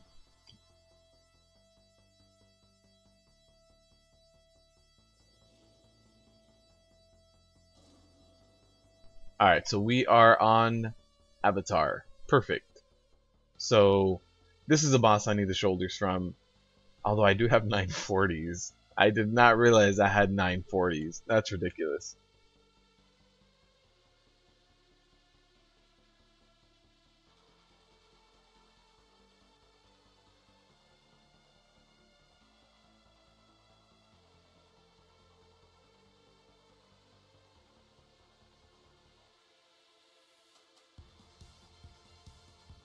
Alright, so it looks like they have a few wipes too, but the wipe is all right here at the front as opposed to spread out in the room.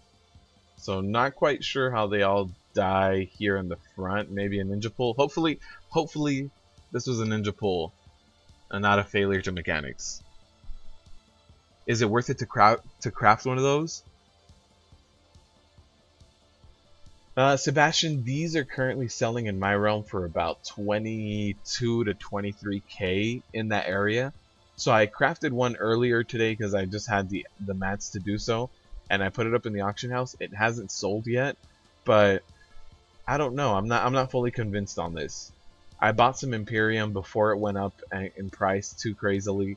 I bought it for about 100 gold. I sold a little bit, but I kept enough to kind of make a few of these, and so I made one. Trying to sell it right now, but I don't know if it'll sell. 22k is not a bad price for an 885, but who knows who will buy it. And then the Primal Obliterum in my realm is selling for about 1.7, 1.8k right now.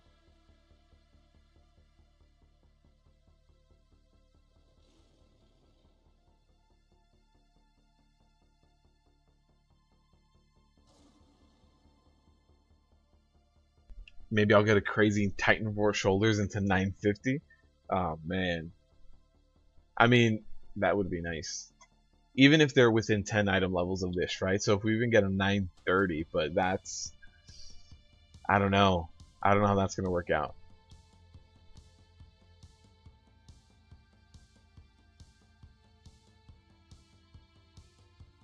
Do Argus content, guys? Yeah, absolutely.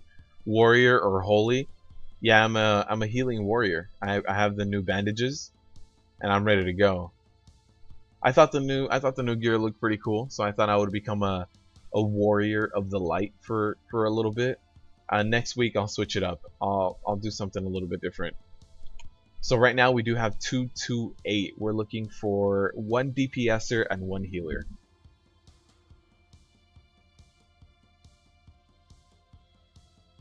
And yeah, Epic is saying do Argus content, guys. The gear you're getting is really, really cool. Absolutely. If you guys have a brand new tune, you guys should definitely be doing Argus content.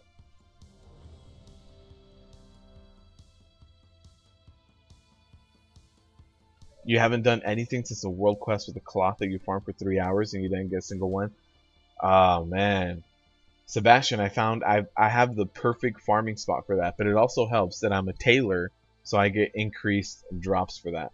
Let me see who my other tank is. So it's a DK. Let me go ahead and whisper him and see what he wants to tank first.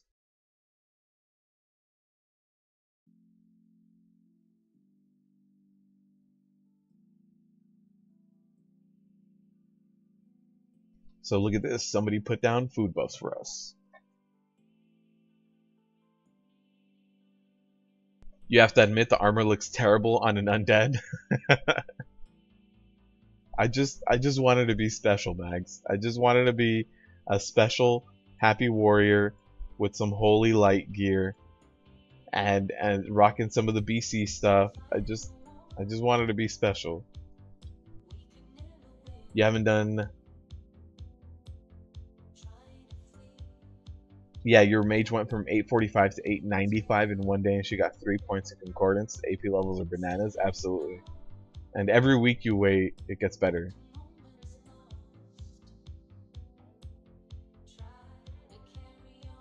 You have a concordance on each spec on your druid in like 2 days. Wow.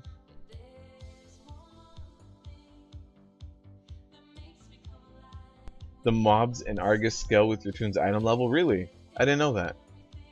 I mean, it makes sense because the rest of the Broken Shore is like that too. Oh, you're special, alright. Thank you, Max. That's why I always make sure my helmet is showing. I have to wear my helmet.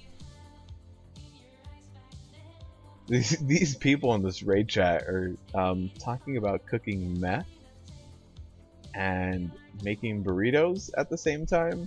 I don't know if you should be cooking both of those things in the same area or the same kitchen. Snozberries.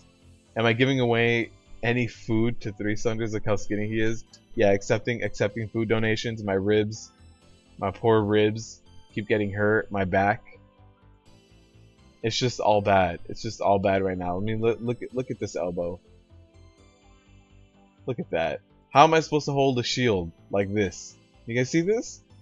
How am I supposed to hold my shield against Kil'jaeden's fell claws with this bone right here? It's just not good. So yeah, we're looking for one more healer. If you guys have a US Horde healer and you guys want to hop in here, here's the group that we're in. Burritos, your fat boy alarm went off. I hope it was for the burritos and not the other stuff they're cooking. Brittany, thank you for stopping by, and thank you for the sponsorship.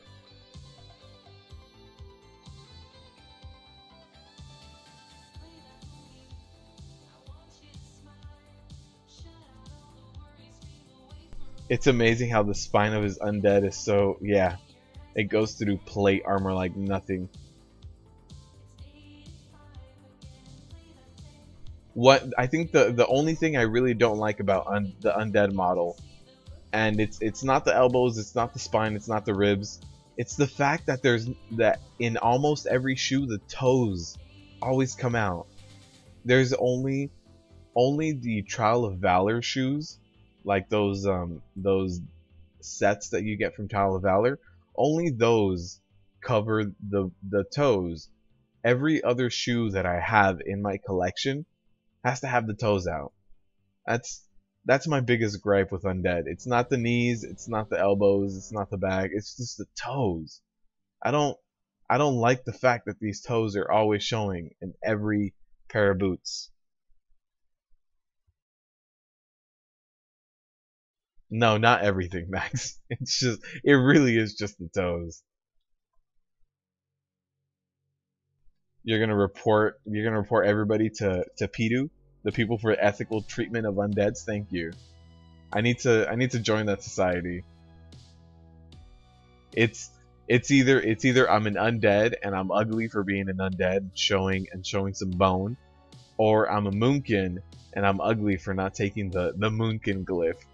I've been considering it more and more with the new animations, but I like being a Boomkin. Alright, we're going apparently. Alright, let's see what okay, so the other tank is taking the boss first.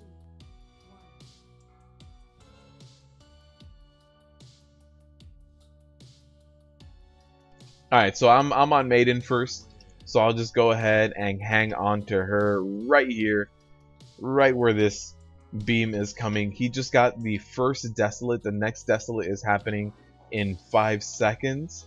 So I'll go ahead and soak this touch of Sargeras right now. And then we will swap off. So there was the swap off, and now I'm going to move away from these shadowy blades, and here's the Ruptured Realities. So for Ruptured Realities, especially as a tank, you do want to run out, but you can stay in a little bit closer than everybody else because you need to be the first one back in. If you're not the first one back in, some of your melee DPSers are going to tank for a second or two, and they are going to get wrecked.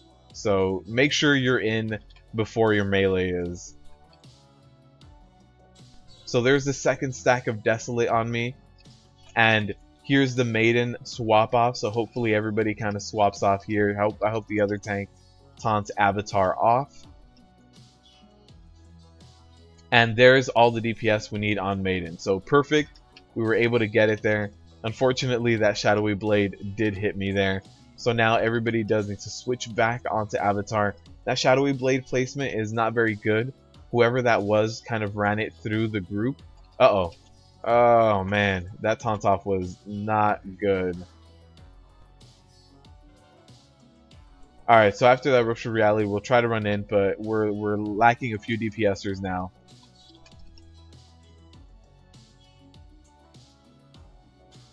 So now we have Maiden way in the far back over there. After this Shadowy Blade kind of gets handed out, we'll go ahead and run over there.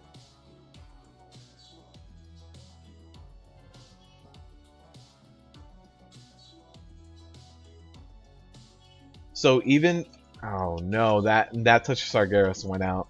So yeah, we're just lacking DPSers now. We're lacking bodies for Sargeras. We're lacking just people to do the mechanics properly.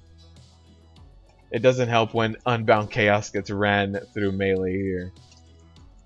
I think this is gonna be the death of us. We have too many people down. We'll give it another shot. This wasn't a terrible group, but normally as a tank, when you swap over from Maiden to Avatar, you still want to stay within range, so you can tank both things. We also do need a third healer, so we can take both things for a few seconds.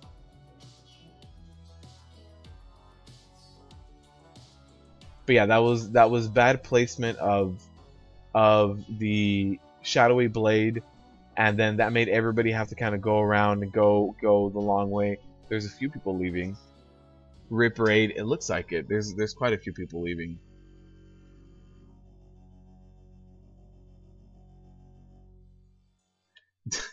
Yeah, Max. It's either my undead or my unglyphed Boomkin. There's a noob DK attacking Maiden. I did see that there was a Frost DK that stayed on Maiden after the cleansing protocol. Not good. Yeah, that wipe was not great. But yeah, as a tank, when you swap over from each one of them, you have a really big area where Avatar is still hitting. So Avatar can hit up until that second area, right? That second like little pylon. So when you swap, you still want to stay in there, just because the swap offs don't happen instantly.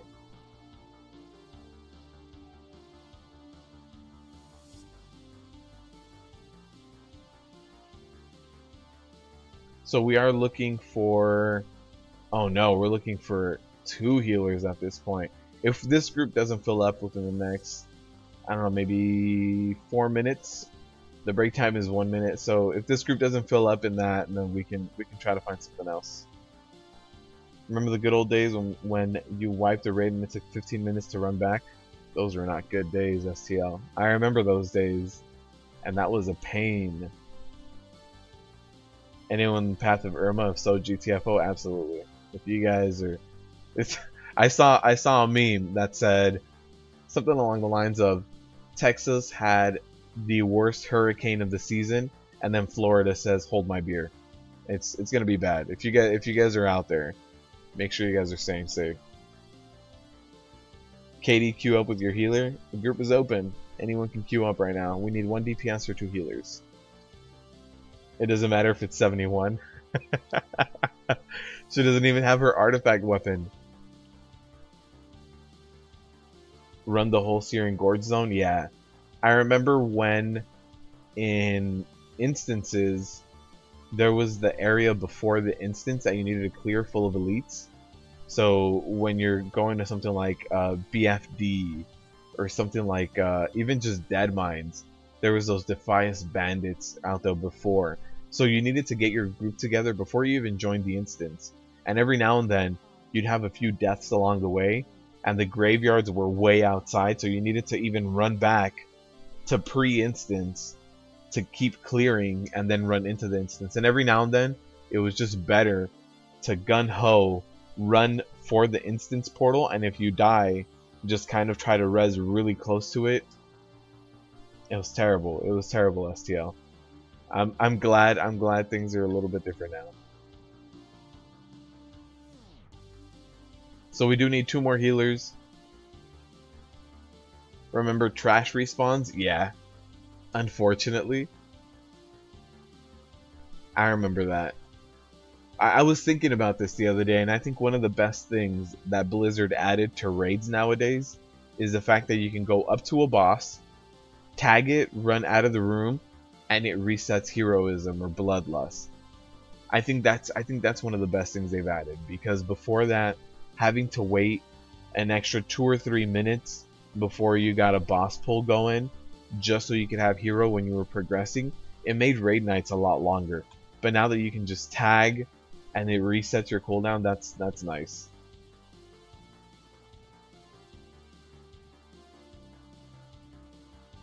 You miss vanilla? It was very unforgiving. Vanilla was very unforgiving. And STL, are you talking about vanilla before summoning stones? Are you talking about if you don't have a warlock in your group, you better run over there? You used to have an out of combat reser? Jeez. Alright, we're getting 1 healer. We need 1 more. 1 more healer, and then we can get our heroic avatar shoulders.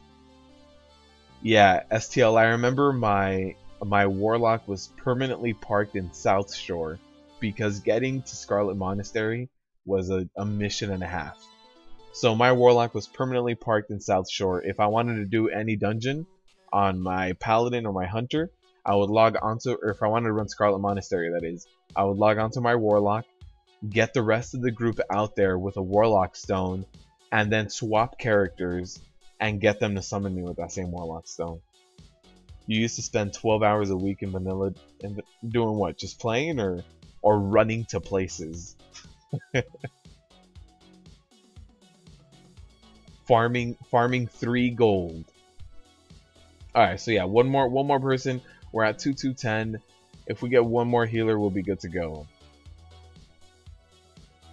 As annoying as that sounds,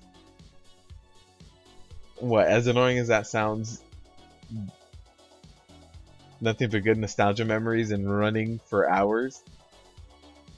I remember when I first started playing WoW, there was a time where what I did was I swam across the edges of the whole continent, all of them, like, well, all 2 of them, right? So I swam across all of these edges, and I'm not talking about like I had anything to increase my swim speed, like the potions of swimming. No, I just did a regular swimming lap around the whole 2 continents. 6 days a week, 8-hour a night raids. That's ridiculous. That's ridiculous. Are you the only one who misses having to buy the ranks on your skills? No, Sebastian, I miss having different ranks of skill, but it's not that useful as a tank or a DPSer. But I remember as a healer, they had different mana values. So every now and then, if you were kind of like close to being or if you only needed to heal a certain amount, you could have different ranks of spells on your bars, and I remember that being useful. I remember in BC, I had enough crit on my Holy Paladin, because if you crit, you get 60% of your mana back. I had enough crit on my Holy Paladin that if I was using a rank down Flash of Light, I could spam it infinitely without running out of mana. So every now and then that rank stuff really came in handy. The only time where it sucked was when you forgot to upgrade your bars and put the new rank on there. Or not upgrade your bars. When you forgot to go to your trainer and buy your new spells, and you're using rank 1 Mortal Strike, for instance, and you know you're level 40 and you could be having rank 5. That's the only time where it kind of sucked.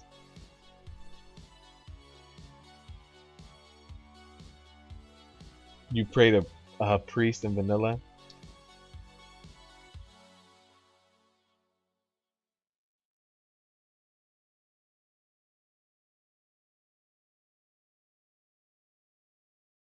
Resto Sham used healing rank 1 to proc, or healing wave to proc healing away, and then use the real one. Buying spell ranks, epic. Yeah, back in the day. Now what happens is you get one spell, like let's say my revenge, and as I level up and as my stats go up, that damage will change in my spell book. Well, back in the day, there was more static values. So at level 1, let's say I got revenge, it would hit for like 10 damage, and then when I hit level 5, I could buy a new level of revenge that would hit for 50 damage. And so you would keep upgrading the ranks of your spells. So then you would look in your spells and you had 7 different revenges, and you could throw whichever one you wanted in your bars and have that kind of scale differently. Now for DPSers, it was never really good to rank down, but for healers, it was good to rank down. There was add-ons that would narc on you for not having max rank spells. I imagine there was a lot of people that messed that up.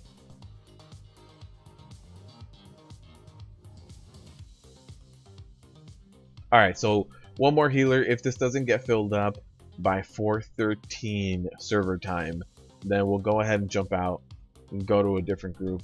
Even just a fresh group, just to get some of this done. I haven't done any of the bosses this week on my tank.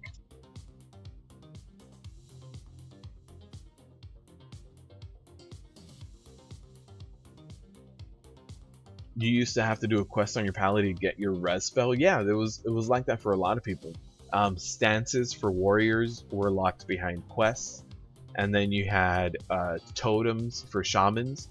Level 10, you used to get like your earth 1, 20, fire maybe, or maybe that's mixed around, and then the water, and then wind after, and then there was the res spell, and then there was the class mounts, the warlock mount and the paladin mount. One more minute, and if we don't get any healers, then we'll go ahead and jump out.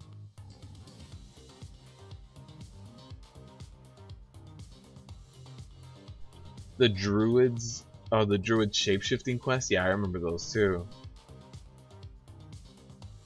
Yeah, and they were locked behind different levels. So I think shamans got their wind totem for wind fury at level 30 or level 40. I can't remember. I think berserker rage for warriors was level 30. All right, we got our last healer. Cool. We are filled up. We're good to go. As soon as these last 2 people run in, we can go ahead and get a pull going. You were in a raid that one-shot everything until Avatar. You wiped at 2% based on tiny mistakes that add up. Yeah, 2% wipes are just needing to clean everything up a little bit. One of them was a shaman that had reincarnation and didn't use it till later. That would have been the difference. That would have been the difference. It really would have. 2% can even be the differences between going in with buffs and going in with no buffs, runes.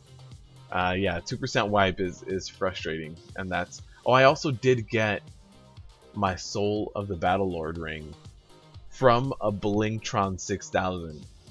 So if you guys don't believe in like getting legendaries from Blingtrons, I can tell you, it does happen. Remember, to make Flask, you have to clear part of BWL and Sholo. I didn't use to Flask up. I didn't raid in vanilla. But I know what you're talking about. I know the area in BWL that you're talking about for Flasks.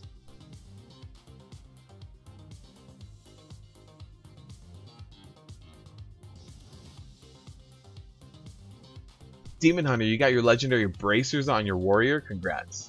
That's a big deal. That's completely and amazingly best in slot. There's nothing else that really comes close to this. These are insane, especially with the new tier set bonus. The rate at which you eat rage is increased, so it's crazy. So yeah, as soon as we get these last two people to run in here, we will be good to go. We don't have any warlocks, unfortunately. There's so many classes in the game now. It's weird to me how you can have a raid with not one of each class in here.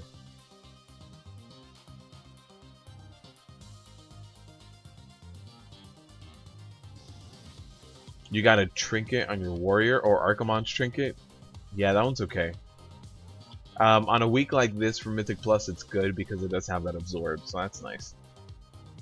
You should start working on your arms spec for legendaries. For arm spec, no, I haven't done too much arm spec. I've done a little bit of it, but nothing insane with it.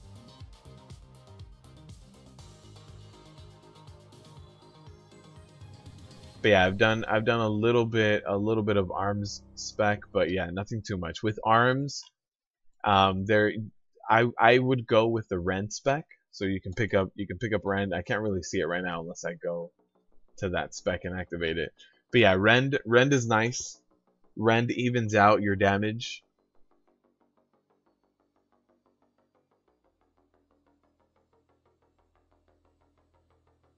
Don't be afraid to use your artifact weapon ability. That Colossus Smash effect that it has is really nice.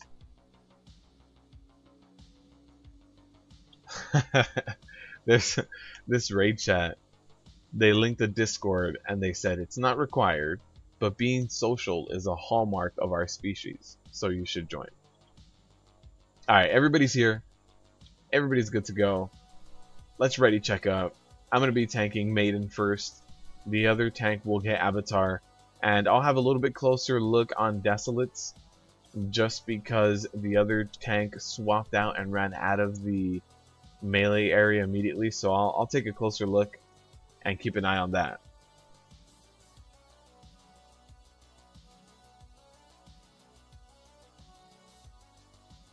Also, Demon Hunter, I think best in slot for arms is gloves, and I'm not sure what comes after that. Arms is fun, basically the same stats as a Prout Warrior. Isn't that also the same case for Fury? Isn't Haste Mastery also for Fury?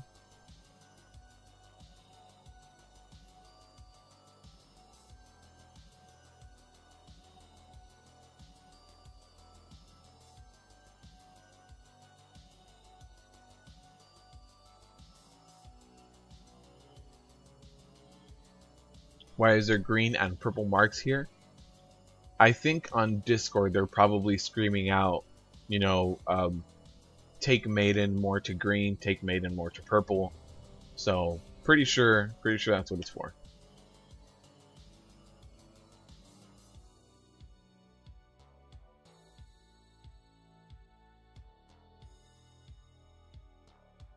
You heard me saying that I play a Boomkin. Your DPS is garbage for your item levels 9-11 with it, and I've tried to mimic other druid spell rotations. It also matters what talent points you have and what you're prioritizing. But yeah, the talent points that I really suggest running are the Incarnation one. I can't remember the full name of it. The Blessing of Elune, I think it's called. The one that turns you blue and see-through. And then the last row, I suggest getting the talent point that increases your debuff duration, your dot duration. So your dot has as close to 100% uptime as possible. You shouldn't let it fall off. So you should aim for 100% uptime. One thing I've noticed is that if your full moon is completely off of cooldown, if you have all 3 stacks off of cooldown, you're doing something wrong. You should always use your full moons to generate as much astral power as you can, and you shouldn't be wasting any star surges or any stacks of star surge. So when you have those 3 stacks of empowered lunar strike or empowered solar strike, you should be using them. You have concordance, but you're barely breaking 400k. Yeah, that's low. That really is low. I'll help you out. I'll help you out in a little bit, Ezekiel. Alright, so hopefully nobody runs straight into me, or we're good. So there's the first Desolate on our tank. The second Desolate is going to come in 5 seconds. I will start saving up my shield block for that. I'm going to stand in this Touch of Sargeras to kind of help out. There's the second stack of Desolate on that tank. And here's the Ruptured Realities.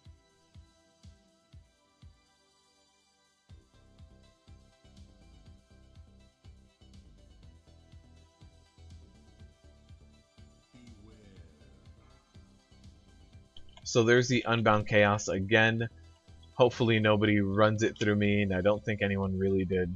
So I will save my shield block charge again for 2 seconds. There's the Desolate that just got cast on me. I'm going to taunt off, but also stay right here. Alright, the other tank is taking the boss now. Here's the Cleansing Protocol. So right after this Touch of Sargeras, everybody's going to have to run over here, DPS as best as they can. I think the other tank did get 1 stack of Desolate. The other stack is going to happen in 3 seconds. So now that that's happening, there's the second stack of Desolate. I'm going to go ahead and taunt off. So there's the Shadowy Blades. The one is aiming at the corner. Alright, we avoided all of it, so we're good. So now we'll run out and get ready to run back in. So hopefully they move Maiden over to the middle pylon over here. I am going to be getting a Desolate very soon. So there's the Desolate on me. That's my first one. So I need one more before we can taunt off. And when I taunt off, I'm going to again stay right next to Avatar. There's no need for me to move away. Here's the second Desolate on me. I'm going to go ahead and taunt off Maiden. Keep her right here. I saw the other tank run in. The other tank is on Avatar now, so I can run out. Maiden is about to fill up, so I'm going to stay right here. This distance is perfect because it's close enough to melee so that they just turn around, start slapping Maiden, and it's also close enough for range. So ranged is already aiming at Avatar. They're already right around this area. So let me move over here and catch this. Alright, so there's the Avatar. Swap off.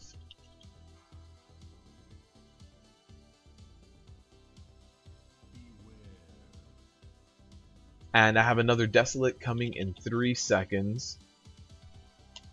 So hopefully these blades don't get ran into the tanks that are right here, right next to the boss. Alright, fortunately they didn't. So again, I'm on Maiden now with 2 stacks of Desolate on me. I'm going to go ahead and run out here. There's no rush for me to run back into Avatar, so I can safely backpedal my way into Avatar because I do have my 2 stacks of Desolate. So the other Desolate is happening in 3 seconds. I'm going to run in a little bit closer here. And there's the other stack of Desolate on the tank. I taunt off. And the other Matrix is... oh no. Unfortunately... oh, I don't think the other tank taunted off. It's still on me.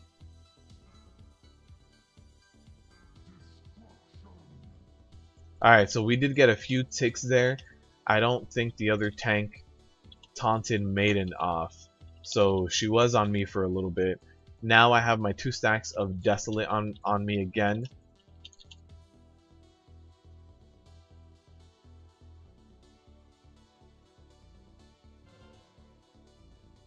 So yeah, that's 3 stacks of Desolate on me. I'm going to go ahead and just pop 1 cooldown to survive all of this.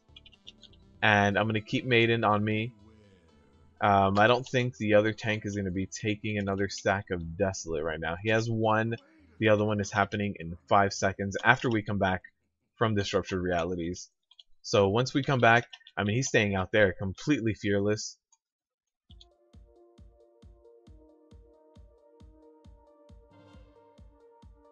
So there's the taunt off for me.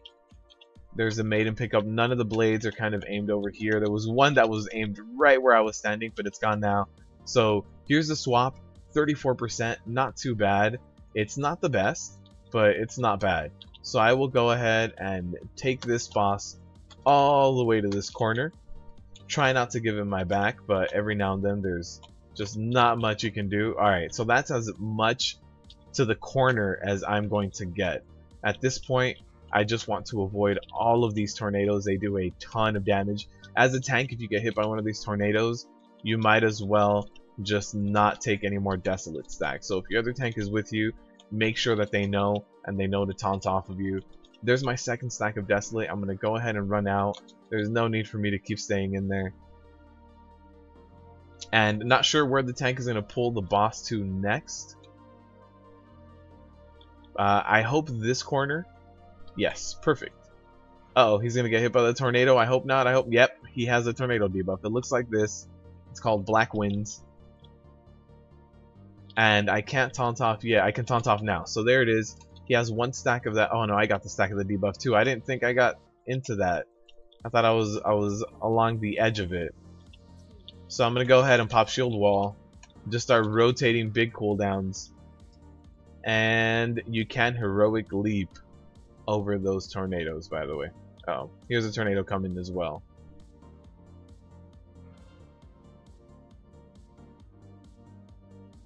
Alright, so the second desolate is on me right now. It just hit me. There's the other tank taunting off. Perfect. 10%. I mean 12%. Not sure. No, there's a lot of DPSers dead. I don't think this is gonna happen. We have one more Ruptured Realities happening right after this, and a lot of our DPSers are down. So I don't think it's gonna happen. Alright, and this last one, doesn't matter where we stand, doesn't matter where we tank the boss. It's all the same, as long as we don't tank the boss inside of the fell pools.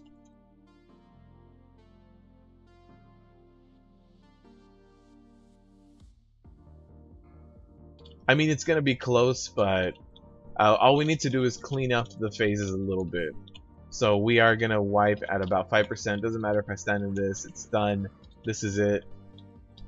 This is when we all die regardless.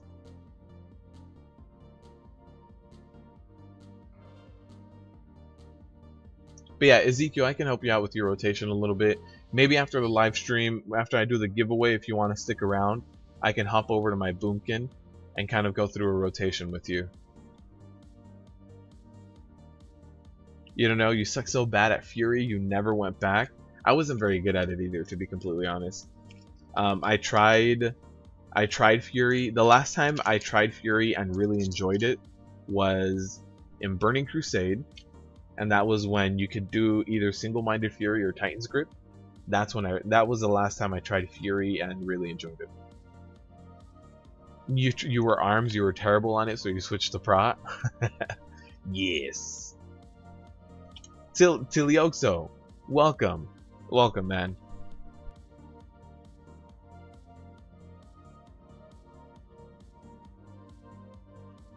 DPS is low for this phase. The thing is, we have like 5 or 6 DPSers that died during that phase, and I think it might be they might have been solo soaking the marks. That might be what happened, but we were good going into phase 2, but in phase 2 we got a lot of deaths. Oh, they might have died to Hurricane too. or on this boss. Yeah, I was thinking just Black Mark, but they might have died to Hurricane as well.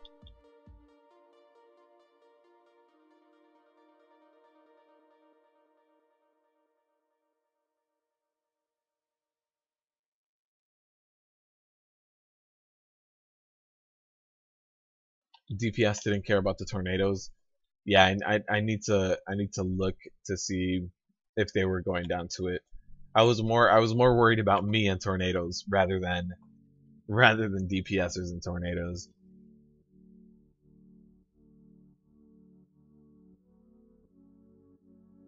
Alright, so we should be good.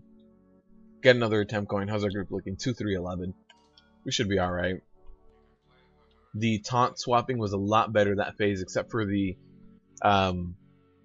Avatar got a few ticks when I swapped off.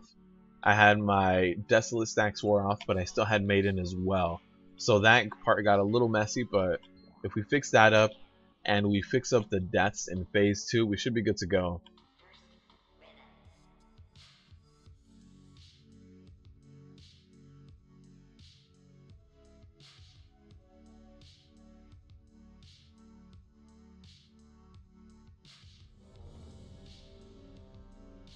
So here's the ready check. We're missing one person. As soon as that one person is ready, then we can pull. And that person can cook. Clearly.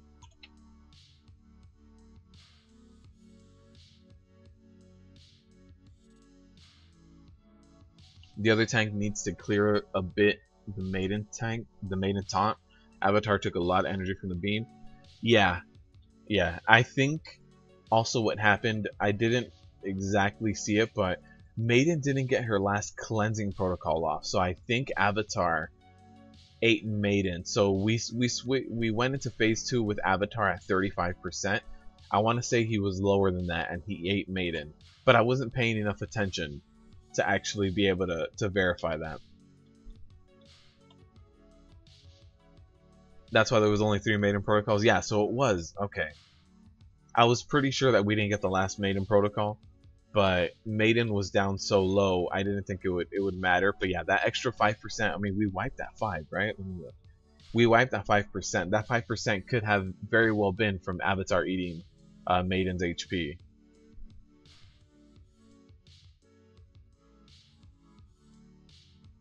Oh, they killed Maiden right on time, so that Avatar didn't get to eat Maiden. Got it.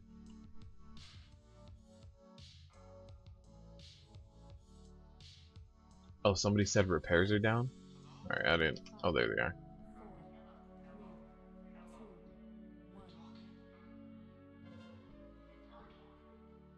Alright, so again, we will move Maiden right into position. Right here is a perfect distance just because right here I'm in between me and Avatar. People run chaos through me. That's nice.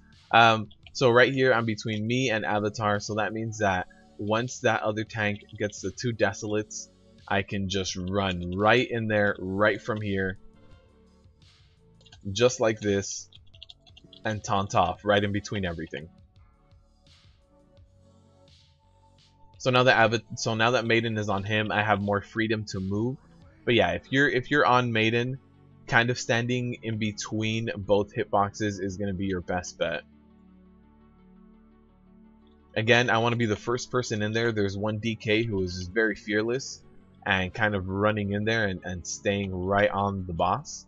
So there's 2 stacks on me. I will go ahead and taunt Maiden off, and hopefully the other tank taunts Avatar off. Okay, so the other tank did just run in, so we're good. Here's the cleansing protocol.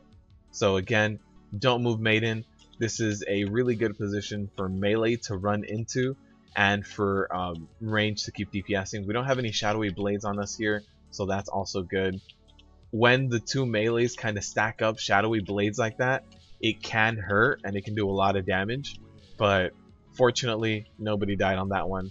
I'm gonna move over here to the left because nobody's taking the chaos over here.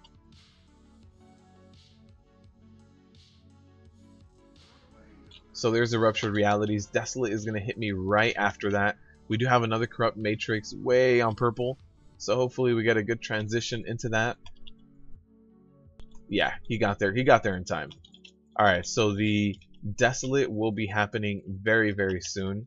There it is. I will taunt off. I see the other tank kind of running in and taking the boss, so I can separate myself from Avatar. And we are going to have the second protocol right here. There it is.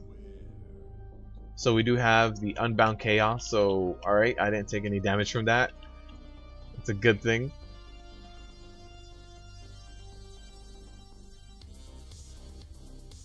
So there's the Desolate switch right now between me and the other tank. He has to move over here. So I'll move a little bit closer.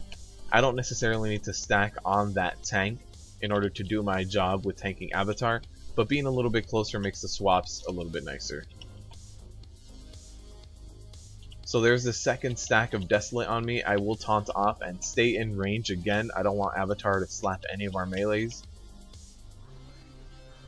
So that's not ideal for the Shadowy Blades to be on the tanks, but we should be okay. So right after this, we're probably going to have the second stack of Desolate, I assume. Let's see. No, there's the first stack right now that just went out on the other tank. And the second one is going to happen in 5 seconds.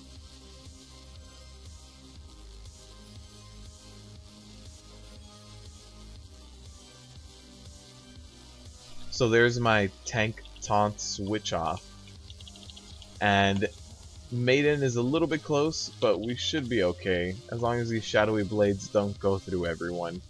Oh, they kind of did. That's when that sucks, right? When those Shadowy Blades go through melee and they stack up on everyone, that's when it's really, really gonna hurt. And then this guy chasing me with Unbound Chaos too. Not a very fun time.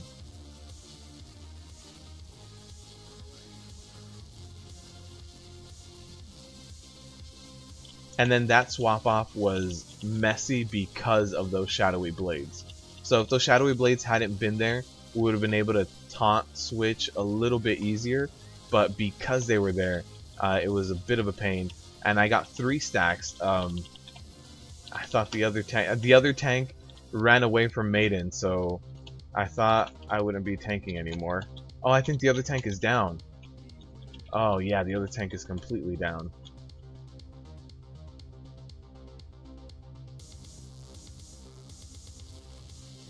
So here's 4 stacks of Desolate on me, unfortunately.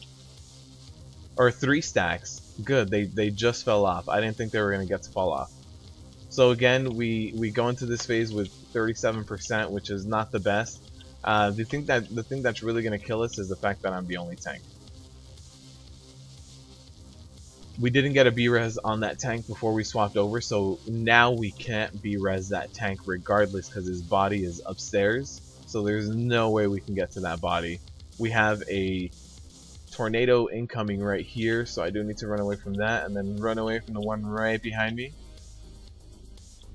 Hopefully somebody taunts off for me, but I don't have too many hopes on that.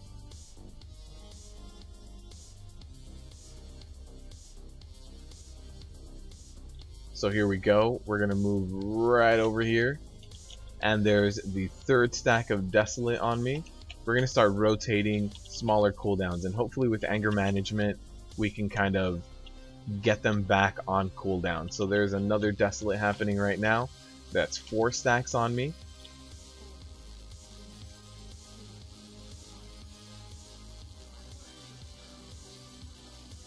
Alright, and here I'll be able to get my stacks of shield block, my active mitigation back up again.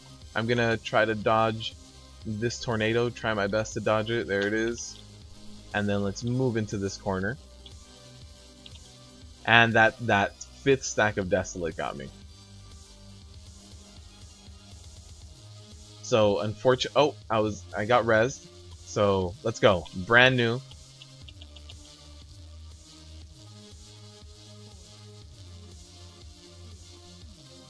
I think it's too little too late. I think he one-shot like 3 or 4 DPSers. So it's a little late. And I think it's going to be about another 5% wipe, to be completely honest with you.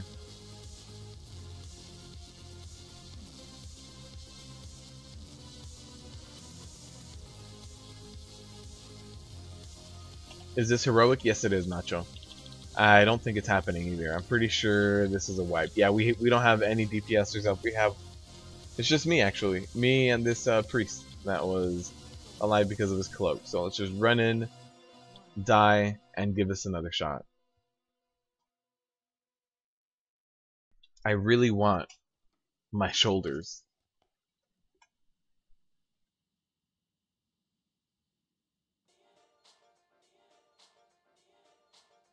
Yeah, so that was the big mistake. This last one was the Shadowy Blades hitting melee, dropping pools. It made the transition for the tanks difficult. It made the transition for melee difficult. It put a lot of stress on the healers because I think I saw 3 or 4 melee DPSers go down to about 40 to 50% HP. So that part really hurt us.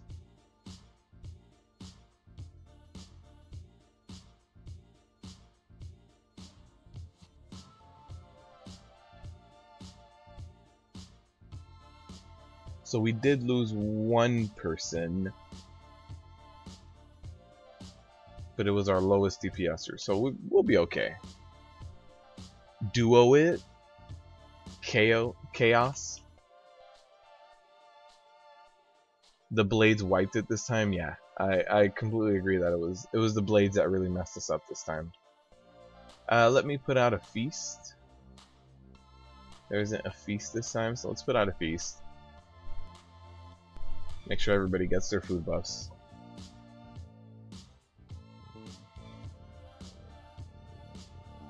Alright, so we got our buffs. But yeah, I'm pretty sure... Oh, we can get repairs too. Pretty sure it was the blades that really got us that time. If we kind of straighten out the repairs, we should be good to go. You don't change spec to use feast? I don't. I know I could get strength instead, but yeah, I don't. How to avoid the blade? You don't understand that mechanic? So Epic, whenever the blades target one person, so there's 3 blades, they target one person, they draw like a little purple line that person can see, and that person gets to move left or right.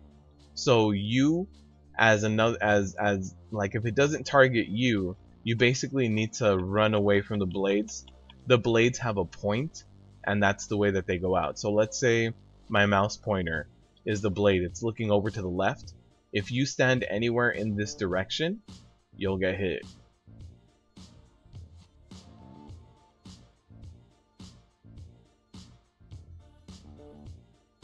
Yeah, and then in normal mode, the blade just does damage to you and knocks you back. But in heroic mode, when the blade hits someone, they hit them and then drop a pool of purple underneath them.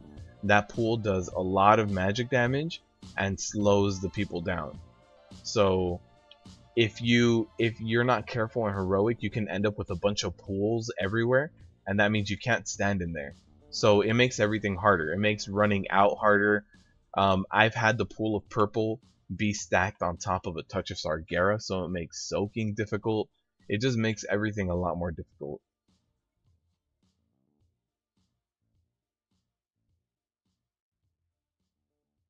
I think we're all good to go. We're waiting on one person, and then we're good to go. Alright, everybody's ready. Let's run in, give it another shot. Don't stand in the fire, even if it's purple.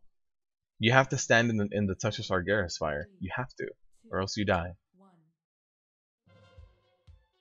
That's one fire you do have to stand in, the touch of Sargeras, which I'll point it out right now. So this one you run away from. You drop, I believe, 5 pools in heroic, so be very careful with that. Run away from that. There was the first desolate just went out. This fire you have to stand in. This needs to be soaked up by everyone. If nobody soaks it, it just does a ton of damage to everyone and it explodes. So you need at least 2 people in there soaking that. Ideally 3.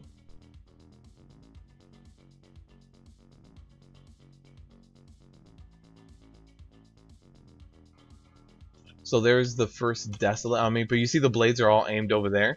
They're all gonna hit people right there. So now we need to move the boss over. Here's the second desolate on me. I do need to generate a little bit more rage, so that's when I use my 4-piece tier set. That's when I need to generate a little bit more rage for a little bit more soaking. So I wanted to get an extra ignore pain on that transition, just in case I got hit in the back by Avatar with the taunt off. So that's when I use my 4-piece bonus. So I'll go ahead and move Avatar a little bit away.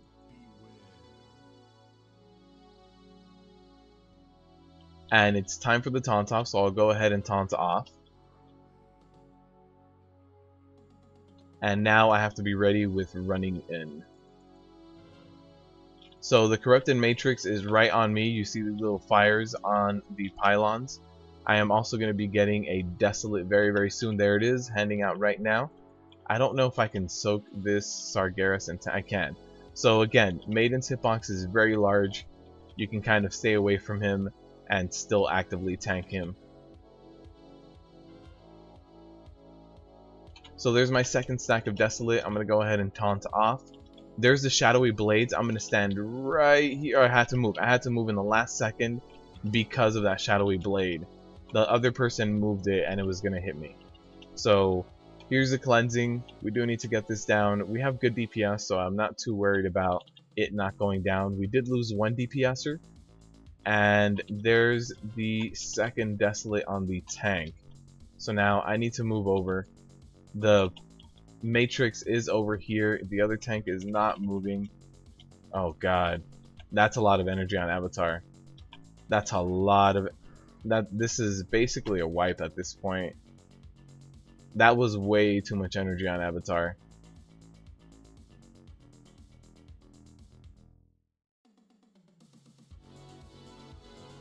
Alright, so there's the second stack of Desolate on me. Here's the Shadowy Blade. Went out right on us. I was trying to dodge it. They were trying to dodge it. So that's not good. Regardless, I don't think this is going to happen. Avatar got way too much energy on one of those transition phases.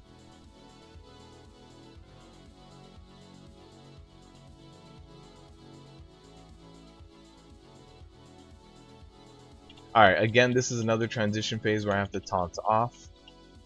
Here's the Shadowy Blades. I'm going to get the hell away from them. And again, right on melee, right on the tanks. There's a cleansing protocol, but Avatar is already at over 90% energy. At this point, we have to go through the cleansing protocol and DPS down Maiden to just do all the damage to her. And I'm going to pop my Spell Reflect. I'm going to try to stay in here. No, even the cleansing protocol went off. This was by far our worst attempt. Everything went wrong this attempt. Shadowy Blades, the Avatar got way too much energy. It was all bad. Your guild quit progression. Nacho, what boss were you on?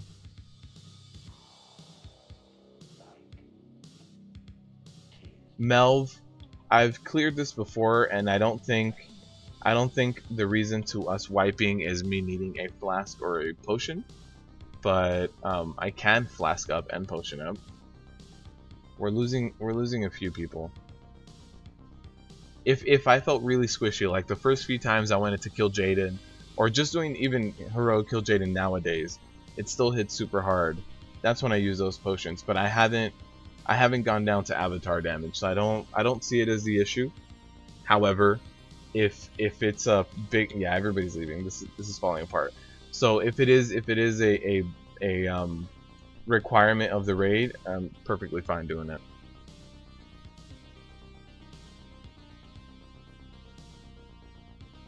Is it possible to clear the Desolate stacks in Phase 2 solo tank by kiting? No.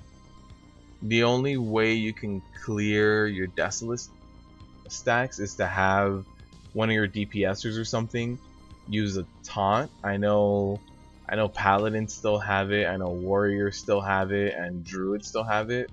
I'm not sure about like monks, but yeah, you would need one of your DPSers to taunt and take a Desolate, but there's no way to clear your own stacks.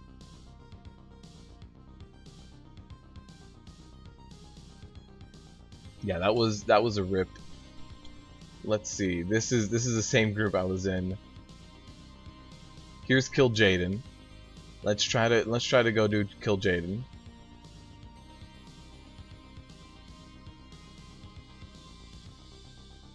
And these guys are at Demonic Inquisition. When you see that, that's not normally a good sign, to be completely honest with you.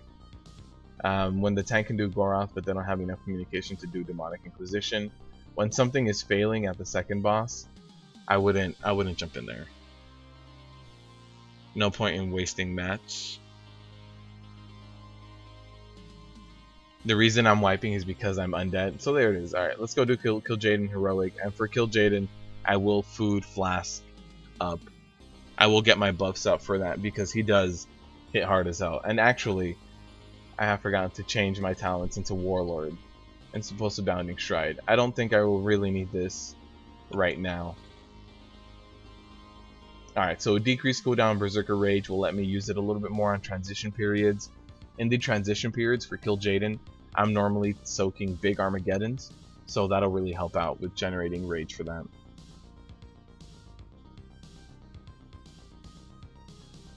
Do you think the DPS needs to flask up and everything for the second phase? Yeah, the 5% wipe we got could have been avoided with a little bit more DPSing with potions and flasks and stuff. People can get tired and worn out after X amount of time. Yeah, about half of that raid group left. What did you miss? You missed a rip raid, Katie. We were trying to get heroic avatar down, and it wasn't happening. And we started getting sloppier and sloppier. The blades got worse. The cleansing protocols got worse. The tank swapping got worse. So it just got sloppier and sloppier. Your warrior is a panda. It actually helps out. The more expansions we go through, and that bigger that stat buff gets from food, helps out more and more. What tune and server am I on? I am on the server Terralion, and my tune's name is 3 Sunders.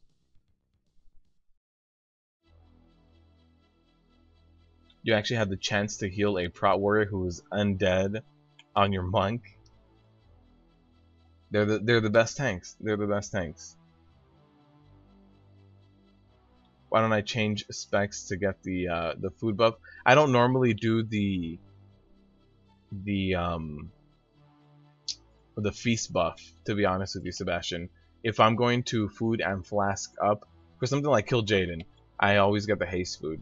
So it isn't really spec dependent. So I always forget when I do the feast. I always forget to like switch specs because I'm just used to using this and using my haste food. And then I will use a flask once we're ready to pull. It looks like they have a few wipes already, which which is always a little worrisome, but hey, hopefully. Do we need a tank? I don't know, Nacho. No, this group has a tank. We need DPSers now. So this group is looking for DPSers. Not sure what they're checking for because there's quite a few people waiting, but they need DPSers.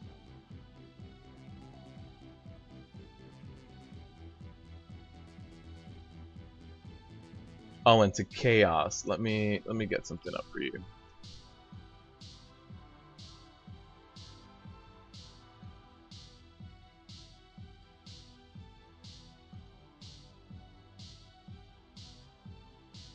For Chaos Lab, if you wanted to check out my character that I'm playing on right now, I just linked Warcraft logs for you. I don't have everything logged. Apparently I don't have my heroic kills logged. It's kind of weird. Let's see. Okay, actually they just all popped up, so should be good.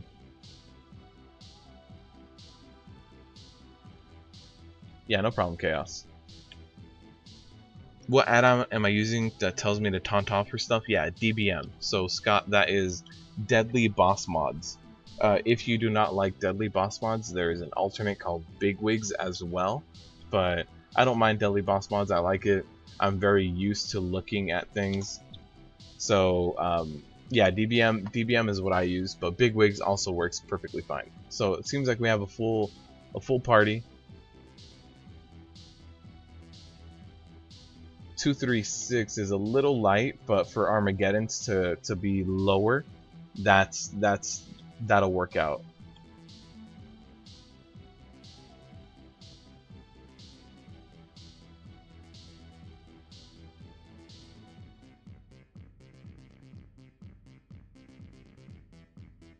You use it, but you don't recall it ever telling when you taunt off? Scott, so it changes depending on what spec you are. So when you're actively a tank, that's when it tells you to taunt off. If you're playing something like a healer or a DPSer, these taunt off messages don't come up. They don't exist. Also, something for you, Scott, is if you're playing with sound off like I do. I don't play with sound on. For the DBM warning noises to come up, you still need to have sound on. So I have sound enabled and sound enabled in background in case I tab out to check chat or whatever, but everything else is disabled because I don't play with sound on. But if you disable sound, DBM can't talk to you either. So by just enabling basic sound and in background, just in case you have, just in case you tab out, that allows DBM to kind of yell at you. Using the monk buff and the experience buff from the Darkening Fair. Nice.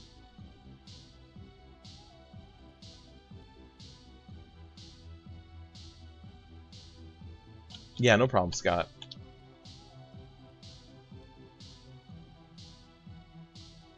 And is Katie Horde? Yeah, Katie is Horde. I've ran with Katie before. When I was streaming a little bit on Twitch, I did quite a few dungeons with Katie before 725 launched, I want to say. I was trying to get concordance on my Boomkin, and Katie was tanking for me.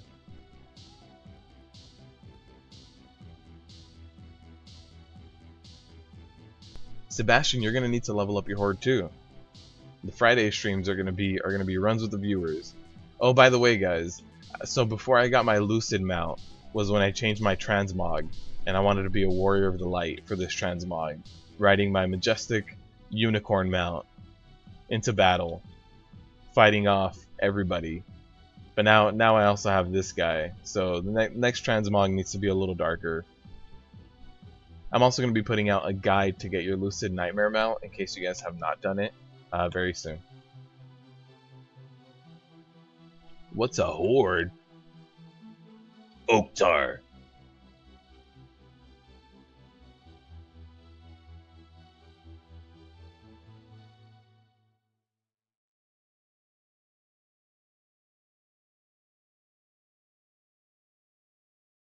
STL, you're a Horde actually. You've got your shaman on here. Alright, so we're waiting for a few last people to run in. We do have a warlock, but even our warlock isn't here yet. Where is our warlock? Our warlock's running in right now. Everybody else is actually... There's one person in Dal, one person in the Great Sea. Wherever the hell that is.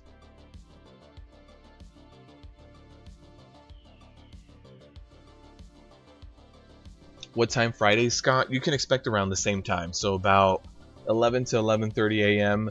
Running to about the same time, running to about 3 to 3:30, and I'm going to be doing runs with you guys. So depending on how many people we have that can log in onto US Horde and what classes we have, we can get together like a normal TOS PUG, or we can get Mythic Pluses going. I was even thinking of doing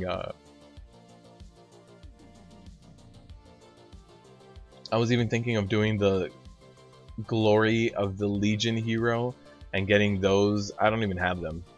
I have a few of them. I was even thinking of, you know, getting these guys and getting mounts for you guys. So it really depends on you guys. As the Friday live streams keep going, I'll be having like straw polls there for you guys, so you guys can vote for certain things, and I can kind of change that content accordingly. This content on Wednesday, like I put out This Week in Mythic Plus every week, so that you guys can kind of see that, but I also want you guys to see it live, so this content is more for that. Like, I know there's a few people who really like watching the live streams to see how this week is going and to just see any progression fights kind of live. So that's what this live stream kind of caters to, and the other live stream will be more of me interacting with you guys. Gives you a reason to call in sick. Oh yeah, you're welcome, Epic. Epic was whispering me about what I was doing and stuff, and it was in the middle of me trying to get the Lucid Nightmare mount. This past week, I was in that Secrets Discord too, hunting it all down with them. If you guys were in there, then you guys know all of that there would be like an hour of work and then like 2 hours of just jokes and trolling, and then like an hour of work and then another 2 hours of trolling.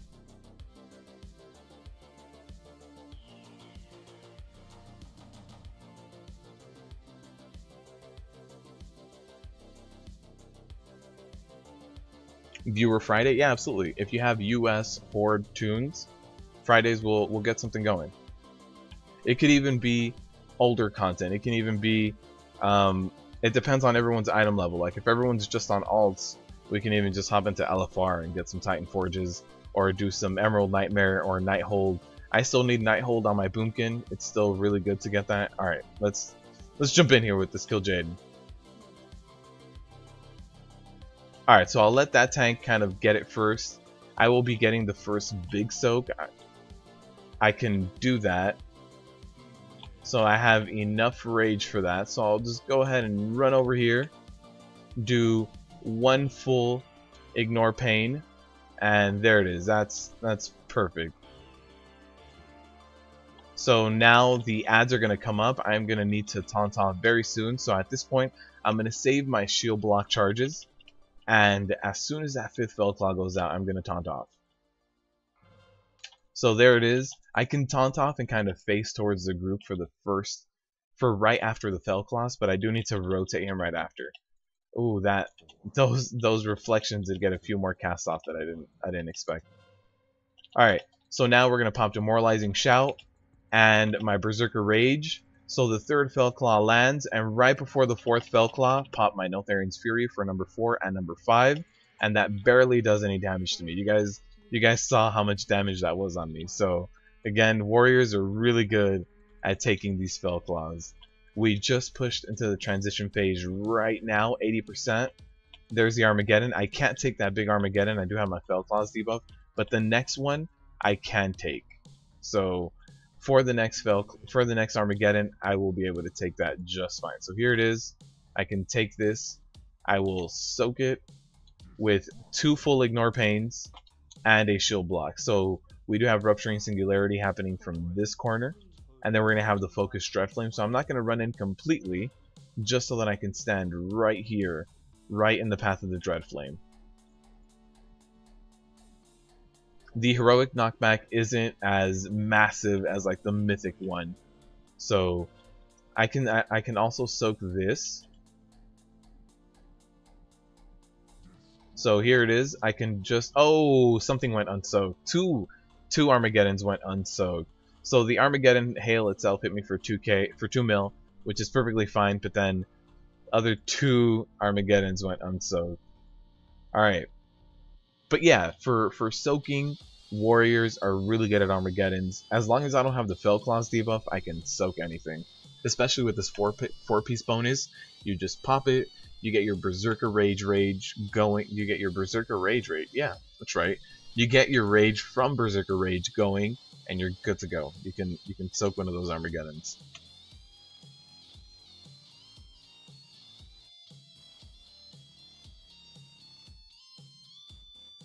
You can show me your healing seals, Katie. Absolutely, that'll be open to everyone. And if we do have a lot of tanks, like I know a lot of my viewers are tanks, I can even get on my Druid and be DPSing. People don't bring Katie as a healer, you'll get banned. It's considered cheating. It's like using old school artifact weapons before Legion artifact weapons, dev only. Same time as now on Friday, yeah, you can expect around the same time. We'll work out exact hours, but yeah, I'm thinking these start at 11:30. I'm thinking the other ones might start at 11, but we'll see. I might just start them at the exact same time. How is it cheating as you're healing? You can tank or DPS that day, Demon Hunter. Alright. But yeah, so the soaking on a warrior for heroic Kil'jaeden is not too bad. One thing that you should also be aware of is the fact that you need to keep generating rage in order to soak the Armageddons. You can't just stand in there. So what you need to do is, throughout that transition phase, just cast Thunderclap all the time. Whenever it's off cooldown, Thunderclap. And that's only to maintain rage generation through that phase, just because in order to soak one Armageddon, you should have at least 1 full Ignore Pain on you, so 60 Rage, Ignore Pain, and then throw Shield Block up as well. So you should have both of those things when that Armageddon hits you. If you can get a little bit more, like during that transition phase, I was able to get 2 full Ignore Pains and the Shield Block, it's perfect. The max you can have is 3 full Ignore Pains, and after that they no longer stack up, so if you get 1 or 2, you're good. Speaking of rage, You have 0 when it comes to wipes. You're one of the mellowest guys you've watched play. Thank you. I do get frustrated though. Every now and then I do get frustrated. Like when a new raid comes out and I have to sit there and get the footage no matter what, and I sit through wipes and wipes and wipes. Sometimes I get frustrated. Although I'm not a person to nerd rage and start screaming and punching holes in the walls regardless of the situation. That goes for WoW and anything else. But I can get frustrated. Normally my frustration is just walk away from the group.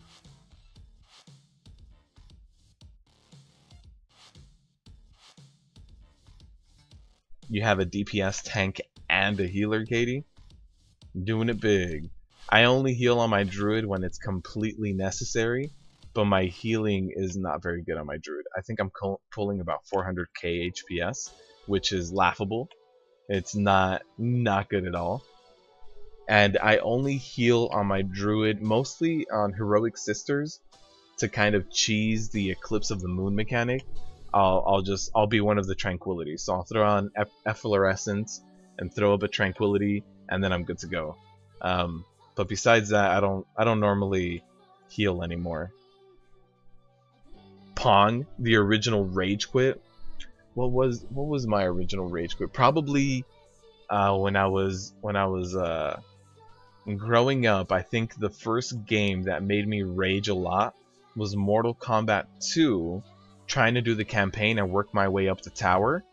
I think that's the first time I can remember getting really frustrated because I would just hit a stone wall. I wasn't very good at fighting games, and I'm still not. I still am terrible at fighting games, and so it didn't help that game was just that frustrating. Even on something, I was playing Super Nintendo, even like something like Super Mario World, I could make progress on, but Mortal Kombat, I would get really stuck on it. That was the first game I can remember being really upset at.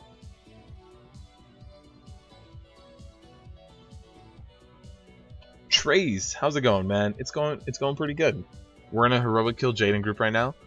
Unfortunately, we got some really bad soakers last time, but hopefully this time will be a little bit better.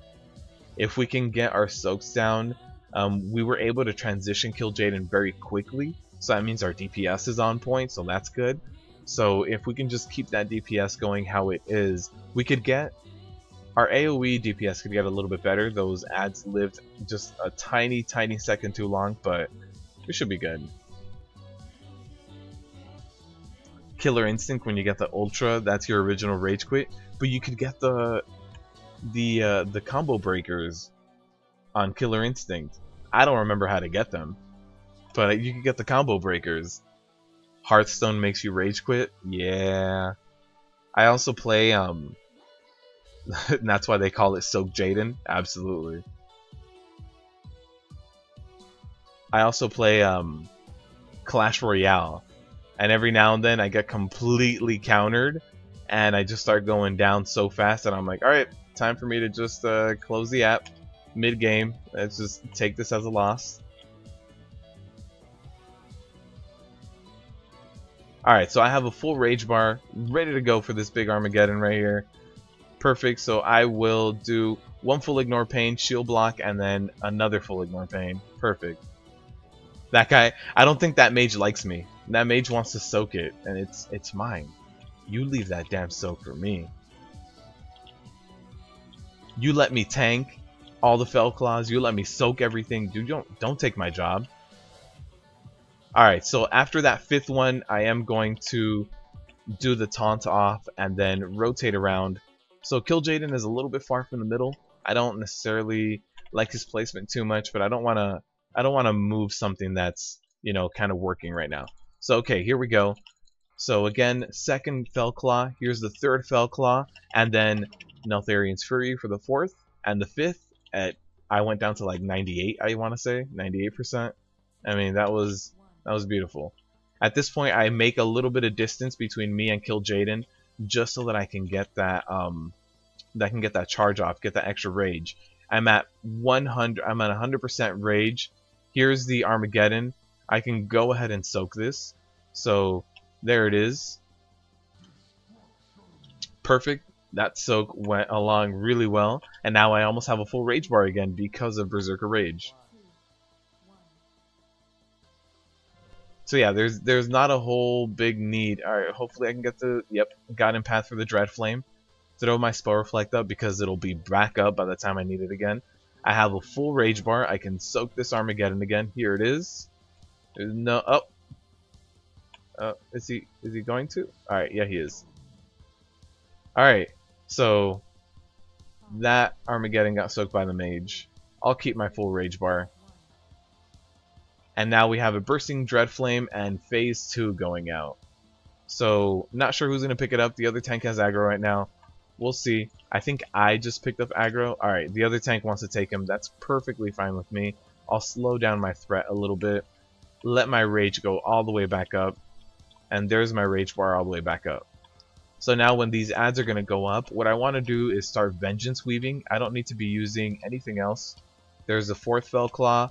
And there's the 5th. He dodged the 5th Fell Claw, which does happen. But as soon as DBM tells you to taunt, that's when you should.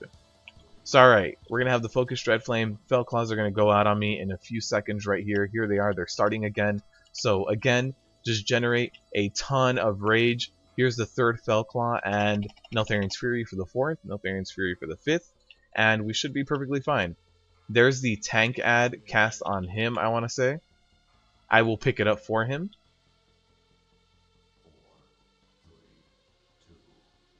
So there it is. I went ahead and just generated enough threat on it. I don't want to use my taunt button because Fell Claws are being handed out right now. So I'm going to need that taunt button right now.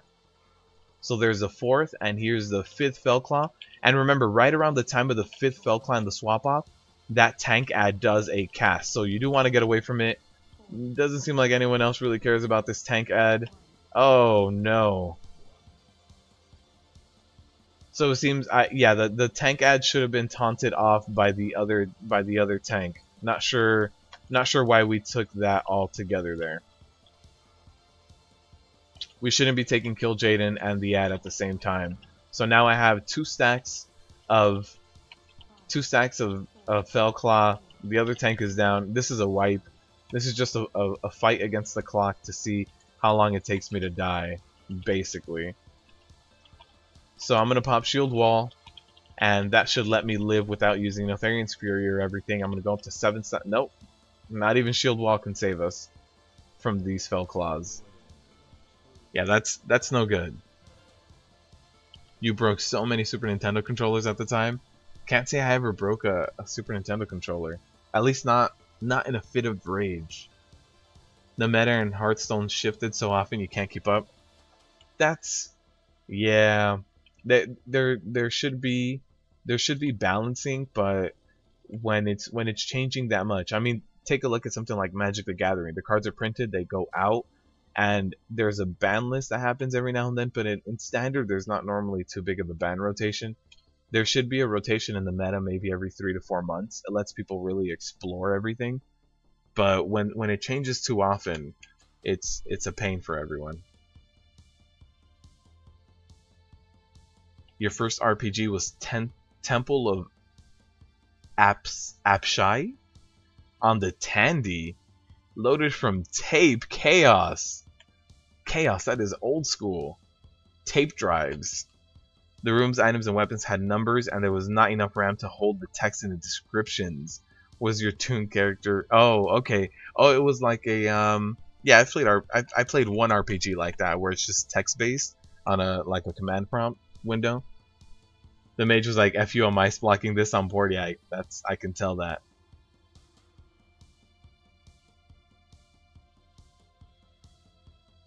All right, so we lost one healer. We'll give this a few more tries just so that you guys can keep seeing heroic Kil'jaeden progress. You love healing? Alright, Katie, but the real question is healing, tanking, or DPSing. You need to rank these things. What Legos do I use for Kil'jaeden? I use still my gloves and my bracers. What I can tell you is that bracers are going to be amazing anytime you're doing something like Kil'jaeden, because while Fell Claws are going out, I probably consume about 250 rage about that much rage when the Fell Claws are going out. So that's going to heal me for 25% of my health.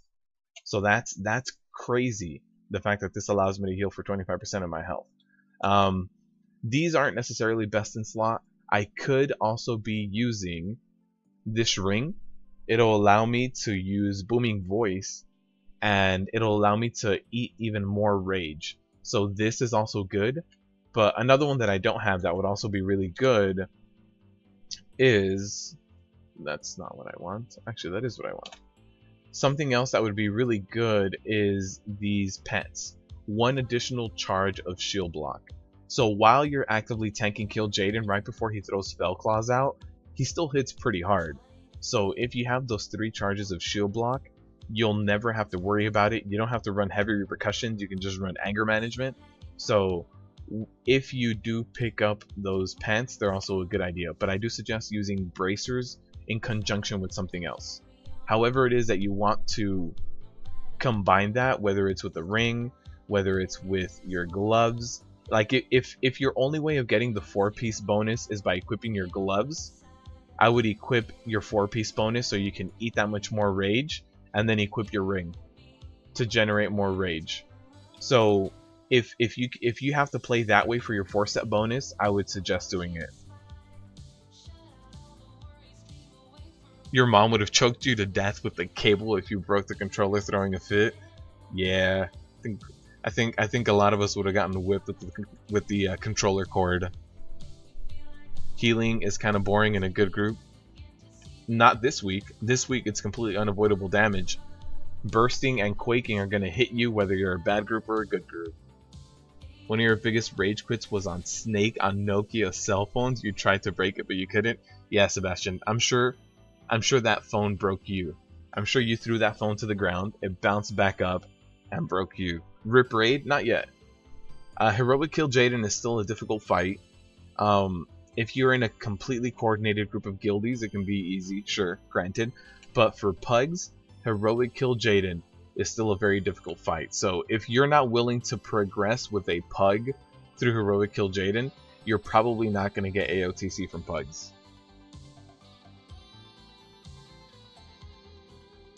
Bracelets and belt, that's also a good one. I don't have the belt either, so I can't show you the belt, but the belt is also good. It allows you to, not this one, oh it is this one, yes. So it allows you to do demoralizing shout more often. So if you run this, you can have the anger management demoralizing shout up more often, although I don't see the necessity of this, because just by running normal anger management, you have your demoralizing shout every time Fell Claws is up, and that's your biggest concern. So belt is good, but I think ring and pants and gloves are better than belt for this case, specifically talking about Heroic Kil'jaeden. All you have at the moment is Fury belt and prop pants. Ouch, you need the prop gloves, man. You have the bracer and the ring that gives you the extra talent. Yeah, that'll be really good for this. It really will. You must get around to Mythic Plus healing on your Shaman. Chaos, if you haven't done any Mythic Plus healing, I don't know if this week is a perfect week to try it, because it's heavy on healers. Like, healers need to really be on it this week. Okay. I was like, this guy's all the way in Dalaran. Can we summon? Alright. That game was so hard. Which game are we talking about, Ezekiel? Are we talking about Snake? Are we talking about the RPG that Chaos was talking about? If my healer was 110 and geared, you'd help out. Yeah, we need something. We need some kind of good juju. We need some more soakers. What's the deal with the tank ad? What do you mean, Heath? It's an ad that's placed on the tank right after Fell Claws, and it just needs to be DPS down. The raid, he ninja pulled and he ran away. Oh man, that's why I don't food buff. No, that's that sucks when people do that. And if you try to jump across, like on my Boomkin, I can jump across. It ports you back and kills you. So when somebody pulls, things go down. But yeah, the tank ad is just like one of the ads that happens with the DPSers, but the DPS ads, they just sit there and cast like this fire thing that kind of hits everyone. The tank ad specifically needs to be tanked. He does melee. So with the tank ad, you need to be careful. And one of the tanks, the off tank, needs to be on it. That's all it is. You haven't done a legit raid since Firelands? I didn't do Firelands. It looks like it was a lot of fun though. Except it just has too much trash. But if they removed a little bit of the trash, best thing is to tank swap it, because remember Fell Claws increase physical damage. Yeah. But so when I run with my guild on my druid, normally that ad is taken by whoever's taking the Fell Claws. So you stay in there for one extra hit, which means that I use Neltharion's Fury for the 5th hit and then the ad hit. So I don't use Neltharion's Fury for the 4th hit if I'm tanking Heroic Kil'jaeden in that instance. So you need to swap it. Yeah.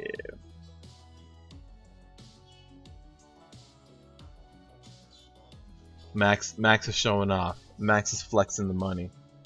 How much? What's this group looking like? 238. We need one more DPSer.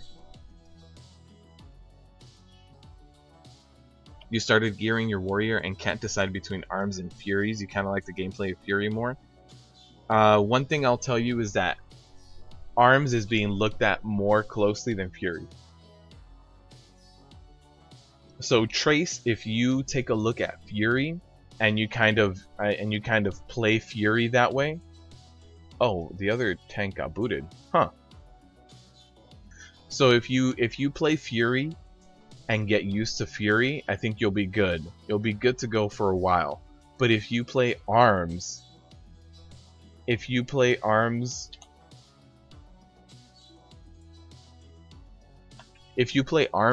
right now is really being looked at to see if it's too strong. So as arms, you might be getting nerfed if everybody else is overperforming and doing stuff like that. So as Fury, I think you can kind of gear out and stay and kind of learn your rotation and stay that way.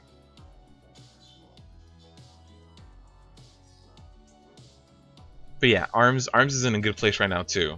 Arms is definitely fashion of the month, but that's why it's being looked at. So arms has a bigger potential of getting nerfed.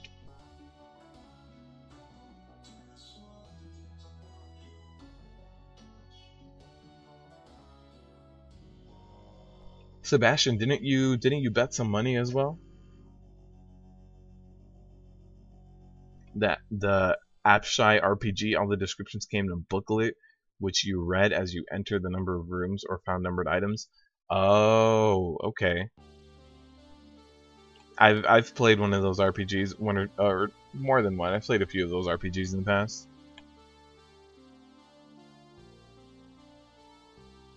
Was all black and white character graphics only.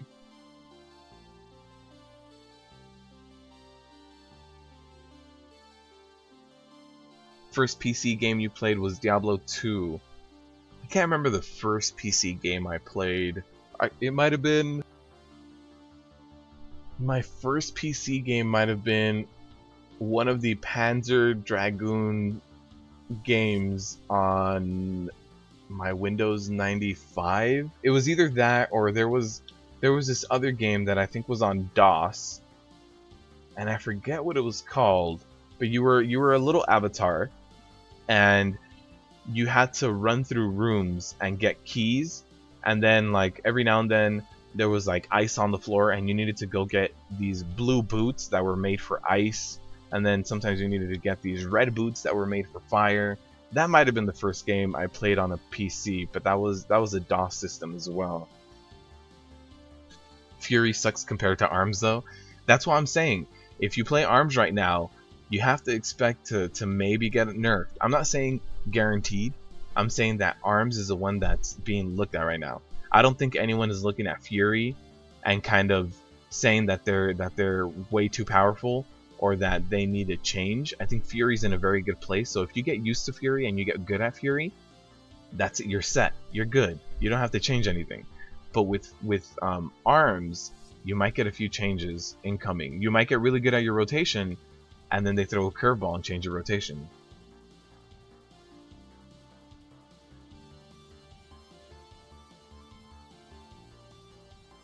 First game you played was X-Wing versus TIE Fighter. I never played that game, but I've seen a lot of it.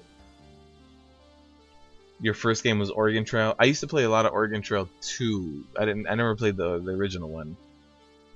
Digbug clone that used CGA graphics on DOS. Still remember the chess game that came with Windows 95 when you got the enemy piece. It does a little fighting animation. I don't think I played that one. I think on my Windows 95 I played pinball a lot more than I played chess. Little space pinball, whatever it was called. So once we get 2 more DPSers, we'll be good to go for some more heroic Kil'jaeden progression. Still remember the chess. Oh yeah, I'd see that one. I don't think I played that one. You coded Sirius 7 on the Amiga back in the day.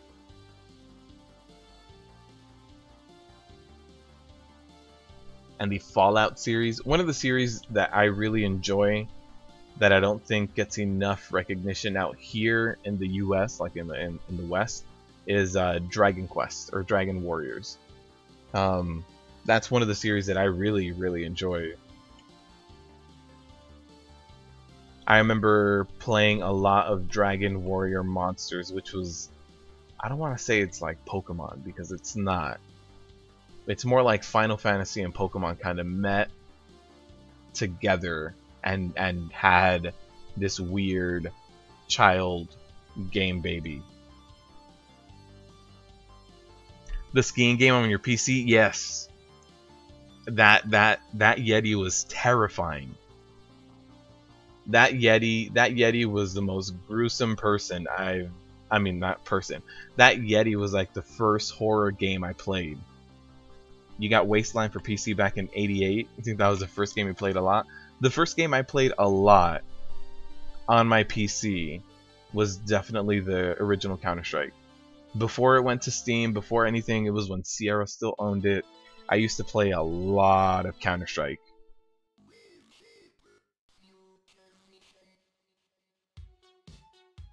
It's deliberately spelled badly on Steam as Oregon Trail.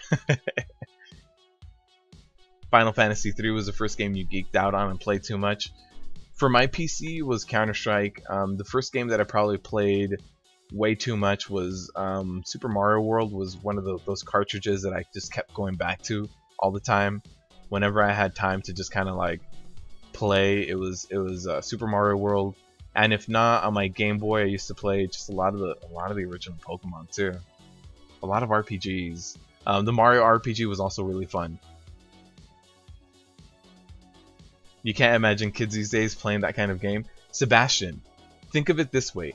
Can you imagine in like 15 years or 20 years, the new kids that are growing up, they're gonna grow up with like AR video games? Can you imagine how amazing that would have been growing up for everyone here listening in this chat to grow up with AR video games? Like playing AR, I don't know, AR Duck Hunt. That would have been intense. But there will be a generation out there, not too far away, that's going to grow up on just AR games. It's going to be insane.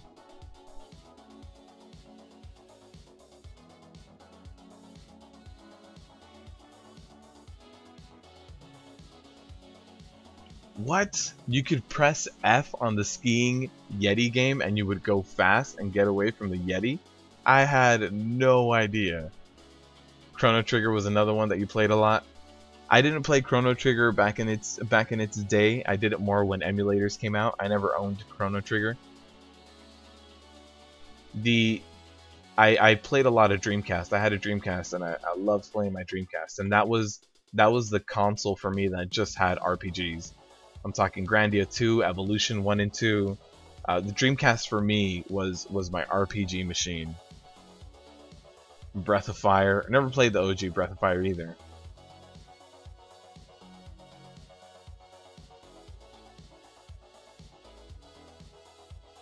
And Warcraft 3 I played a lot as well, and custom games, and that's how I got into Dota. I was into Dota for a very long time.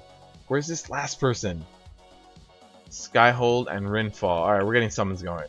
Yeah, if this group doesn't get going, then we can find somebody else doing something else. Heroic Kil'jaeden has a ton of groups. You wrote a text adventure on the Apple II back in 1984. I tried to design a game as well, and I forget the name of the software I used. It was when I was like in middle school or something. We used some sort of software where you could set special keys to do certain things. You could have a change in sceneries, and I designed some what would it be considered? Kind of an adventure game. It was really bad, like really bad. Well, I think that's what you get when you're like 11 or 12 trying to design something.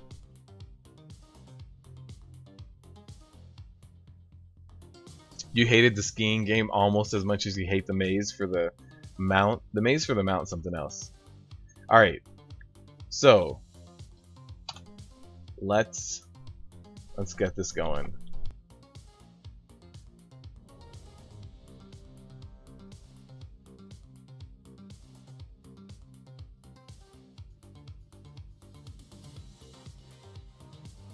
The Ultima series was good too. You played a lot of Ultima 6. Ultima is a series I never not that I didn't get into because of it, I just never had it, never played it.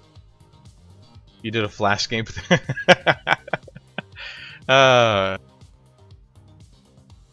You wrote a simple text adventure in BASIC the year before you had a 50 paragraph choose your own adventure. Jeez.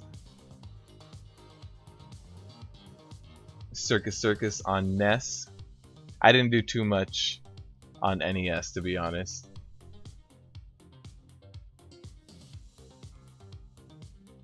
The skiing game was vanilla Nax before WoW. Yeah, it's intense. Remember the early 2000 Flash games were a thing? Absolutely. In the early 2000s was when everybody used to go to Newgrounds.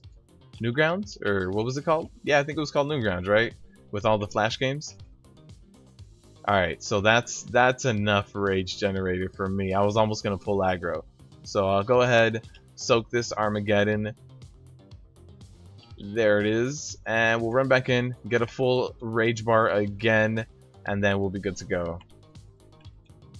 Frog in a blender. I don't remember that Flash game. You lost more hours to Ultima Online than to WoW? That's crazy. That's crazy talk. WoW is for sure the game I've lost the most hours to over the years. Those ads didn't go down fast enough. They're still up. Yep. That's gonna be what wipes us this time.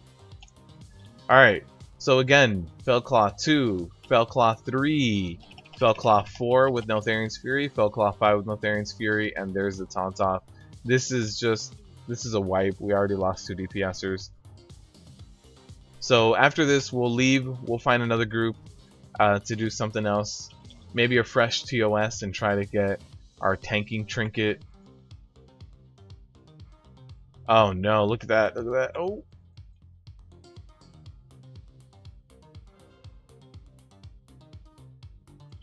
Alright, perfect. So, that Demon Hunter was getting real beat up with this.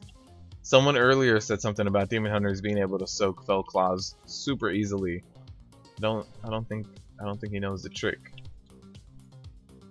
Alright, sometimes he does slap you right now as well. See that? He hit me right before he left. I can soak that big one if need be, but they have a rotation going. I don't see the... Oh, God. As tanks too, there shouldn't be any need to soak Armageddons. At this point, it's a wipe. Everybody's calling for a wipe in raid chat as well, so let's wipe it up. Find another group that's doing something else. This Heroic Kil'jaeden is just not going to happen. We don't have enough people on the ball when it comes to soaking.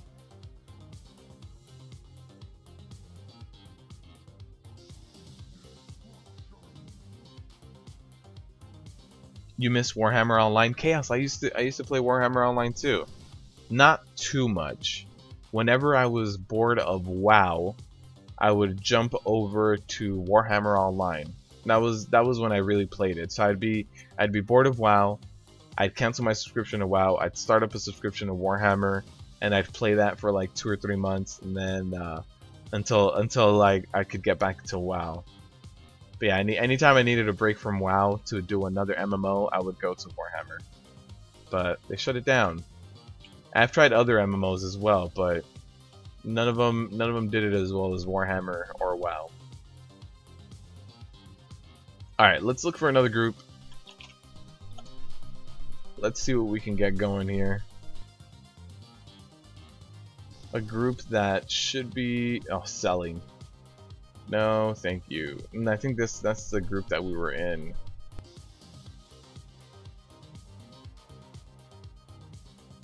Nobody else needs a tank. Here's fresh AOTC. If we can get into that group, it doesn't need too many more people.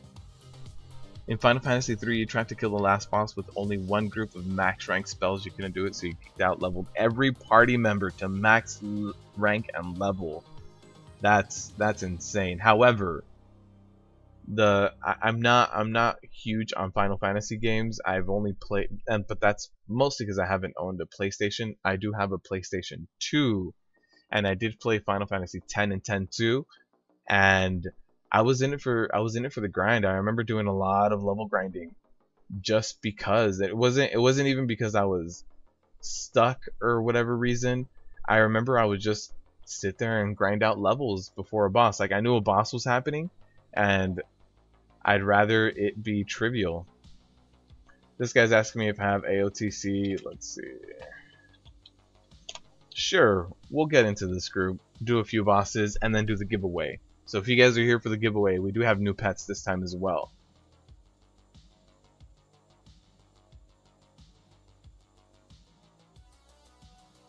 UO was great, and EverQuest 2. Never did any of EverQuest either. You play Lord of the Rings online now and then. I tried it a few times, and the casting seemed a little funky to me. Yeah, the casting on Lord of the Rings Online seemed not as good as WoW. Like, your character has to really stop and like plant himself or herself in order to do casting. That was really turning me off to Lord of the Rings Online. Star Wars The Old Republic was your go-to when you were burned out. A lot of people did that. I heard that when Star Wars The Old Republic introduced Jedis, that the game kind of died, right? Original MMO was MUD. My original MMO, unless we're talking about MMORPG, but I would consider Counter-Strike an MMO. It was just an MMO FPS. But my original MMORPG was RuneScape.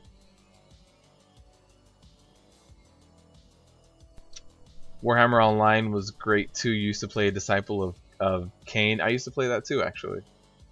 So a Disciple of Cain were the ones that were like kind of like weird priests that would do a little bit of healing, a little bit of damage, right? If I remember correctly, you used to have like an offhand weapon, like a dagger, and like this little offhand weapon in your other hand. You have 112 days played on all your tunes. That's not too bad. Oh, you were in beta for Lord of the Rings Online? I was in beta for Guild Wars. I remember that. I played the first Guild Wars up until the first expansion. Once the expansions came out, I kind of fell off of Guild Wars. Yeah, Lord of the Rings casting is weird, doesn't flow like WoW. Yeah, I know. That was the one thing that I couldn't get down with Lord of the Rings Online. Star Wars Galaxies? No, yeah, Star Wars Galaxies was the one that was shut down.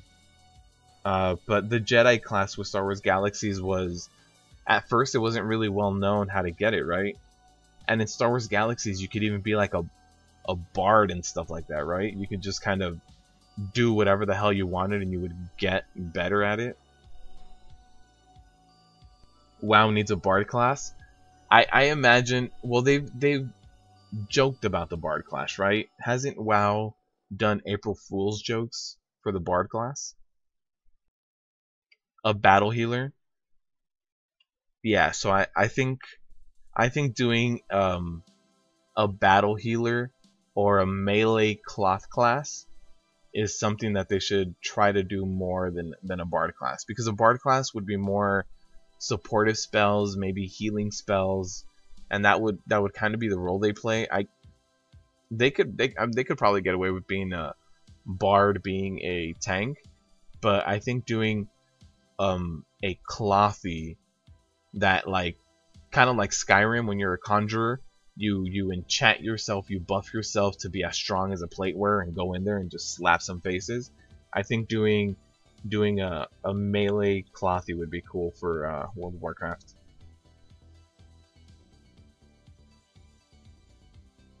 You were a bard in EverQuest. It was a hero class. It was very sandbox. Yeah, Star Wars Galaxies. I'm sad I never got to really play Star Wars Galaxies. Can we get summoning? So if you guys want to join this group, 124, it's got plenty of space going. Apparently there's one tank already relogging over, so we don't necessarily need a second tank. But if you guys want to come heal in DPS, we're going to be doing probably the first 2, maybe 3 bosses, and then we will do the giveaway for today. Does WoW lore have bards in it? Not necessarily. I don't think so.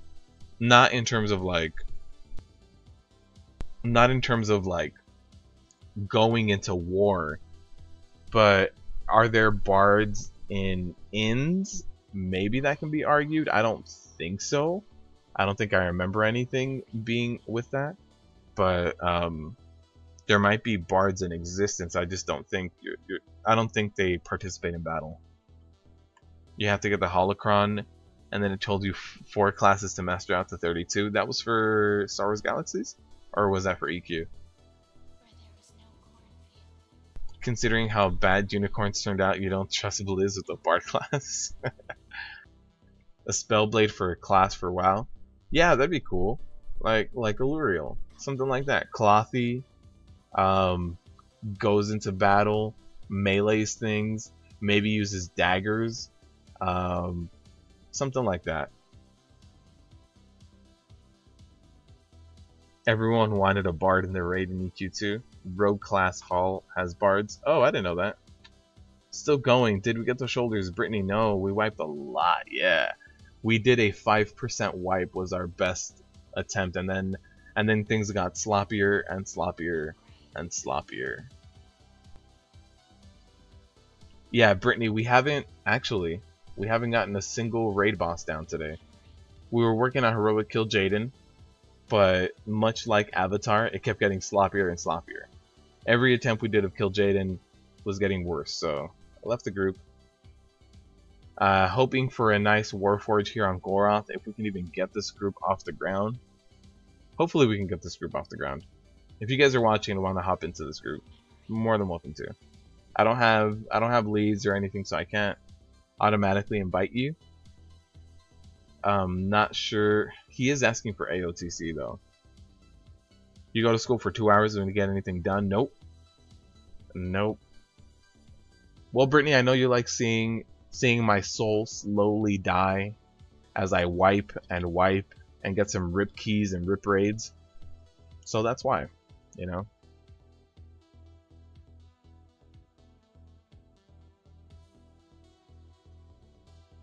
Just want to get some good wipes going.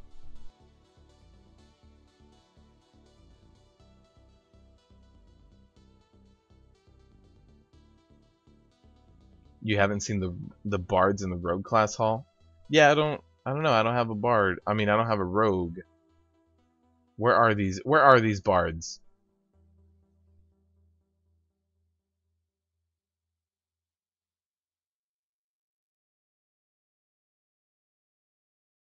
Yeah, we still need a few people to join in here.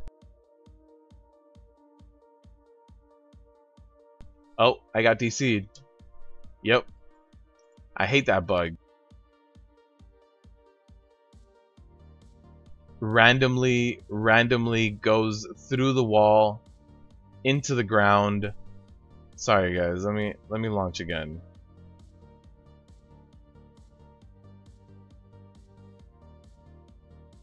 When I was doing the endless hauls for my mount, I went through the floor about 5 or 6 times and it would DC me, and every time I was like, please just don't reset the hauls. Huh, this is not playing nice. Oh, there's a patch. It's starting an update right now. Huh.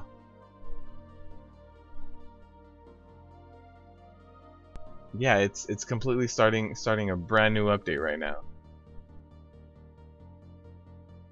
And it won't let me launch. Alright. So the stream is delayed. No. The stream right now went down because of that. So let's do the giveaway right now. And we will start the raffle. We'll do 5 minutes while this patch installs. So if you guys want to take part in the giveaway, the giveaway will start right now. So if you guys have 15 coins, it's 15 coins to enter, 5 minutes, and then once WoW comes back up, we can give away the non-combat pet. So the only thing that you guys need to know is that you need to be in US on Terralion. Yeah, no, this is honestly, it booted me out and started an update. So if you guys just type in the word giveaway, no exclamation point, nothing, then you guys will be able to enter the giveaway. And so I'll let you know there's 3 people in so far. I got DC'd because I'm undead. No, it booted me, started this damn update right now. Changed my upload speed, my bitrate. RIP account. Yeah, I got banned, guys. This is it. Alright, let's see how many people we have. 5 people in here right now. There's still 4 minutes left. And the update is almost done. Apparently a 15 meg update. Not sure why. Are you going to teach us Boomkin rotation? Right after the giveaway, I'll do Boomkin rotation. Absolutely. This blackness screen is like my soul after rip raids. Yes. Demon Hunter, if you want to enter the giveaway, it's going on right now. Type in giveaway. You guys have 3 minutes left to enter the giveaway. Alright, so I can launch WoW again. This is weird random update. But yeah, I'll teach you guys how to do Boomkin rotation after this.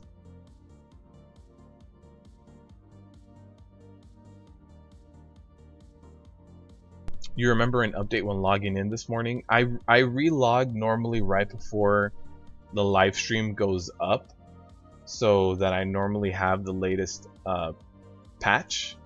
So I'm logging in now. You guys have 3 minutes left. Your name isn't there, Demon Hunter? Yes, it is. Sorry, I didn't. Since you said you just got back, I thought you hadn't submitted.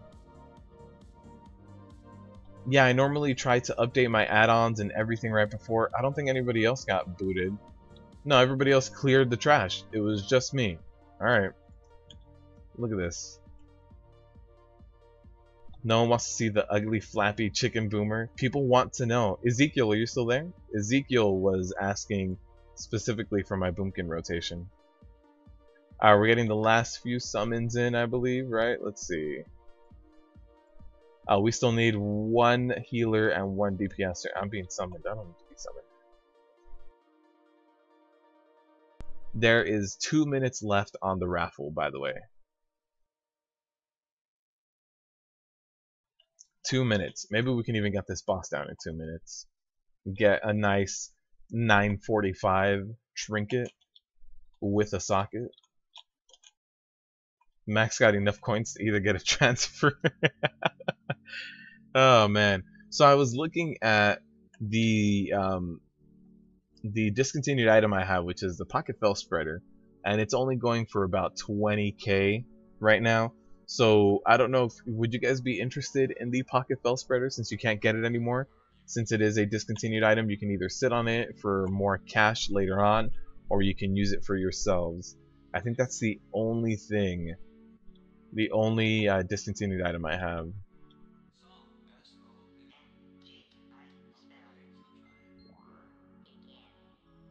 What's up, Deep? Deep, type in giveaway with no capital G. Yeah, don't use a capital G. You still have a minute to submit. I don't see you in. Just do all lowercase.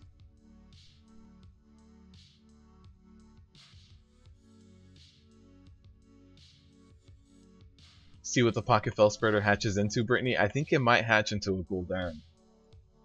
I don't know. I don't know if you want that. Deep, I'm not sure if you have enough coins. But yeah, just regular giveaway like that. So we have 50 seconds left. Anyone get the new mounts from Argus? No, not yet, Epic. And I've been trying to. I've been grinding out the rare mobs. Not the ones from Macquarie. I've been grinding out the rare mobs that drop like the pets. Oh hey, look, that guy's gonna be a dad. Don't you mean Sea Gul'dan? Yes.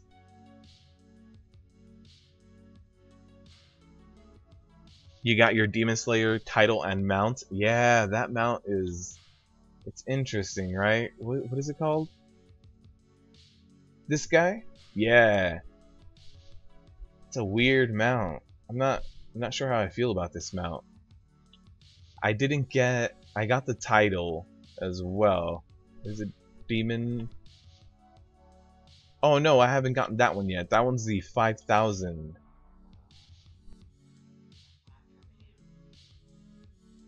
Where is it? Right here, right? Yeah, I'm a little bit more than halfway through for the Demon Slayer title. But I got the mount. I don't know about that mount. Who was the giveaway? Epic? Epic won again. No worries, unsubscribe. Title is 5k kills. Yeah. Alright, so let me actually just switch over. Let me get the hell out of here. This group raid is taking a very long time. And I will hop over and do the giveaway for Epic. Epic, can you log on right now? If you can't log on, I understand, and we can do the trade later. But if you can log on, then get on. Let me hop over to my bank tune.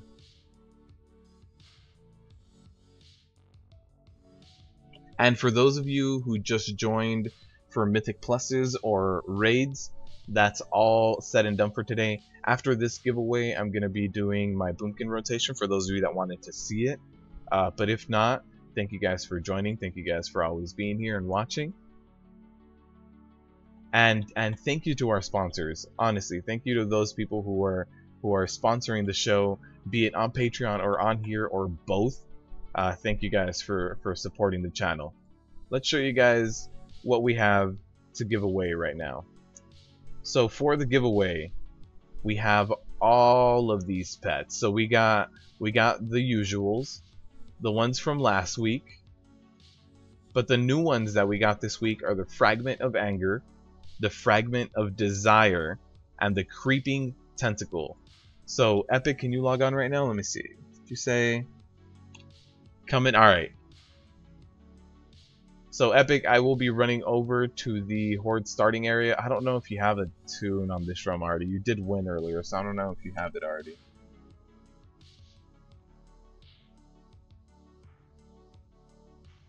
Rigged. Epic, what's your name on here? Let me look. Yeah, what's your name on here? I'll start running over to the area to give you this, and then I will do the Boomkin rotation. Oh, Ripkey Master. And look at this. Epic is also. Oh no, this is Sebastian. Sebastian is donating all of this for everyone to also pick up. So that's a lot of pets. And honestly, like Sebastian and my guildie, Asherit, and everybody who's donated pets for this giveaway, thank you. Thank you. It honestly it makes it a lot easier with donations like that to keep it going. You didn't get the giveaway since Vanilla WoW. get the chopper. Brittany, I know you are. Okay, Brittany, let's say, how do you get that chopper? How about you help me get that chopper? Because I haven't even looked into how to get it. Not me. Yeah, no, that was Sebastian. Sebastian donated all this. Thank you. You have no clue. So how am I supposed to get it? I'll look it up. I'll look it up and try to get it. So Epic is logging on right now. Right after this, we'll do Boomkin rotation. Ezekiel, are you still there? I know Ezekiel really wanted to look at the Boomkin rotation. If not, he'll be able to watch the VOD. Buy BOAs. Oh, it's just from buying BOAs. Okay, I can do that. Yeah, I can buy a bunch of BOAs. Hey, this isn't Epic forever. I know that. This is STL right here. Sorry, STL. Oh wait, you're trying to get me. You're trying to take me over there. Got it. I thought it was for Epic. There it is. STL will drive me over there. I was like, STL is trying to be sneaky and get a prize. You're in the main city? Oh, you're in Orgrimmar. Back to Orgrimmar. STL, back to Orgrimmar.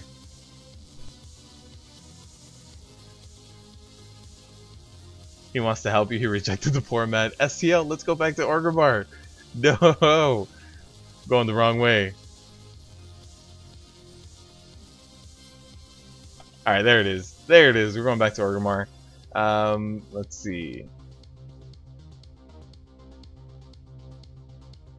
Epic, I don't see you online. What's your character name?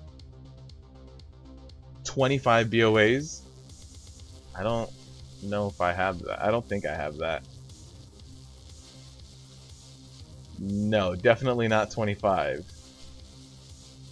Close though.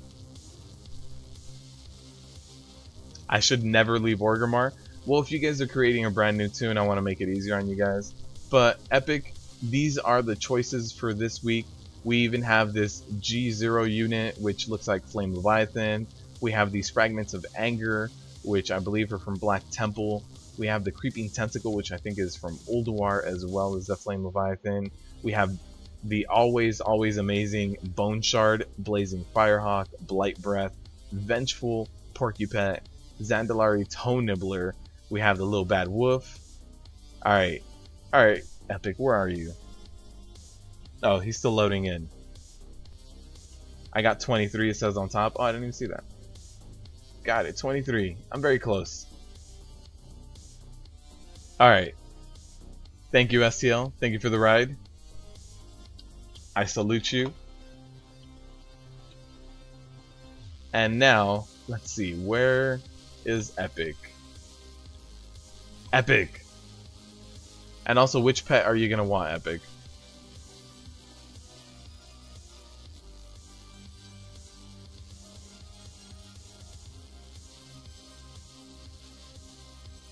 Oh, look at this mount, by the way, guys. This is original Zul'Gurub mount right here. The Swift Zillion Tiger. This is something you don't see anymore.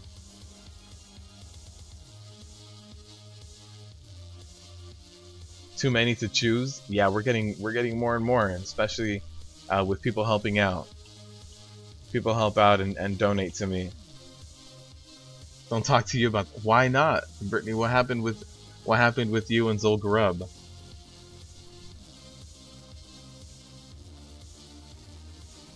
Alright, Epic should be logging on.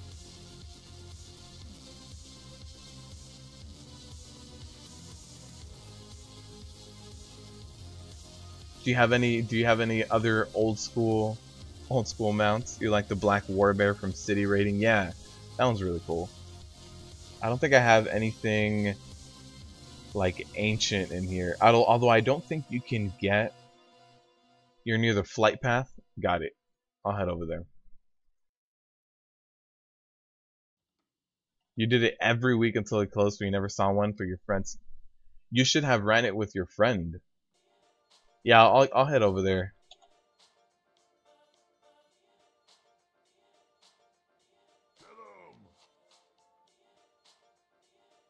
Wilbaki, thank you for the subscription.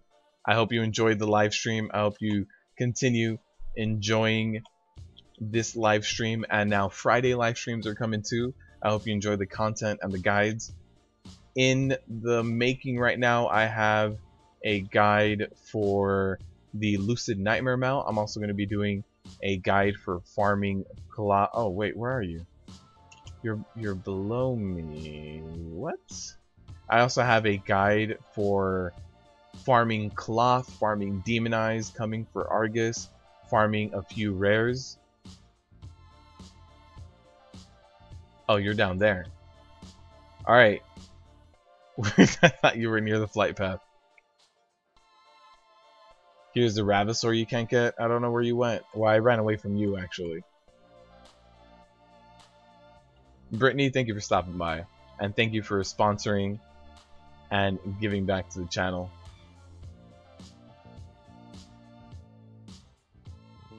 But alright, we'll jump down and meet up with our friend Epic Forever. Give him his prize.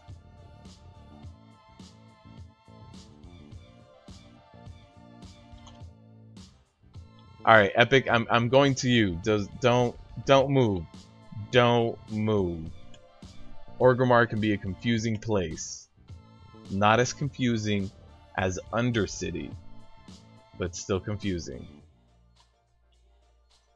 Is that STL on the on that mount there? All right, STL, do you wanna give me a ride over there? You're lost in Orgrimmar. I can tell, Epic. Just don't stop moving. Stop moving. We'll make it to you right now. STL, you gotta give me a ride.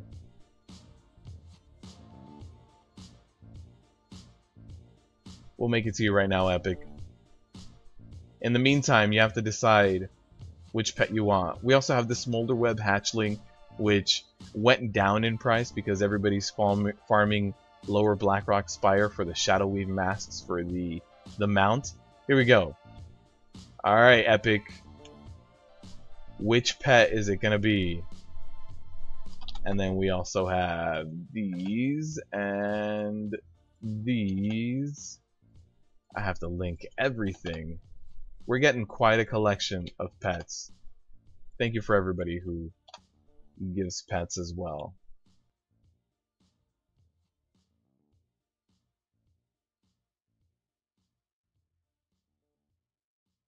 Bone Shard. Nice pick, Epic. Going with Bone Shard.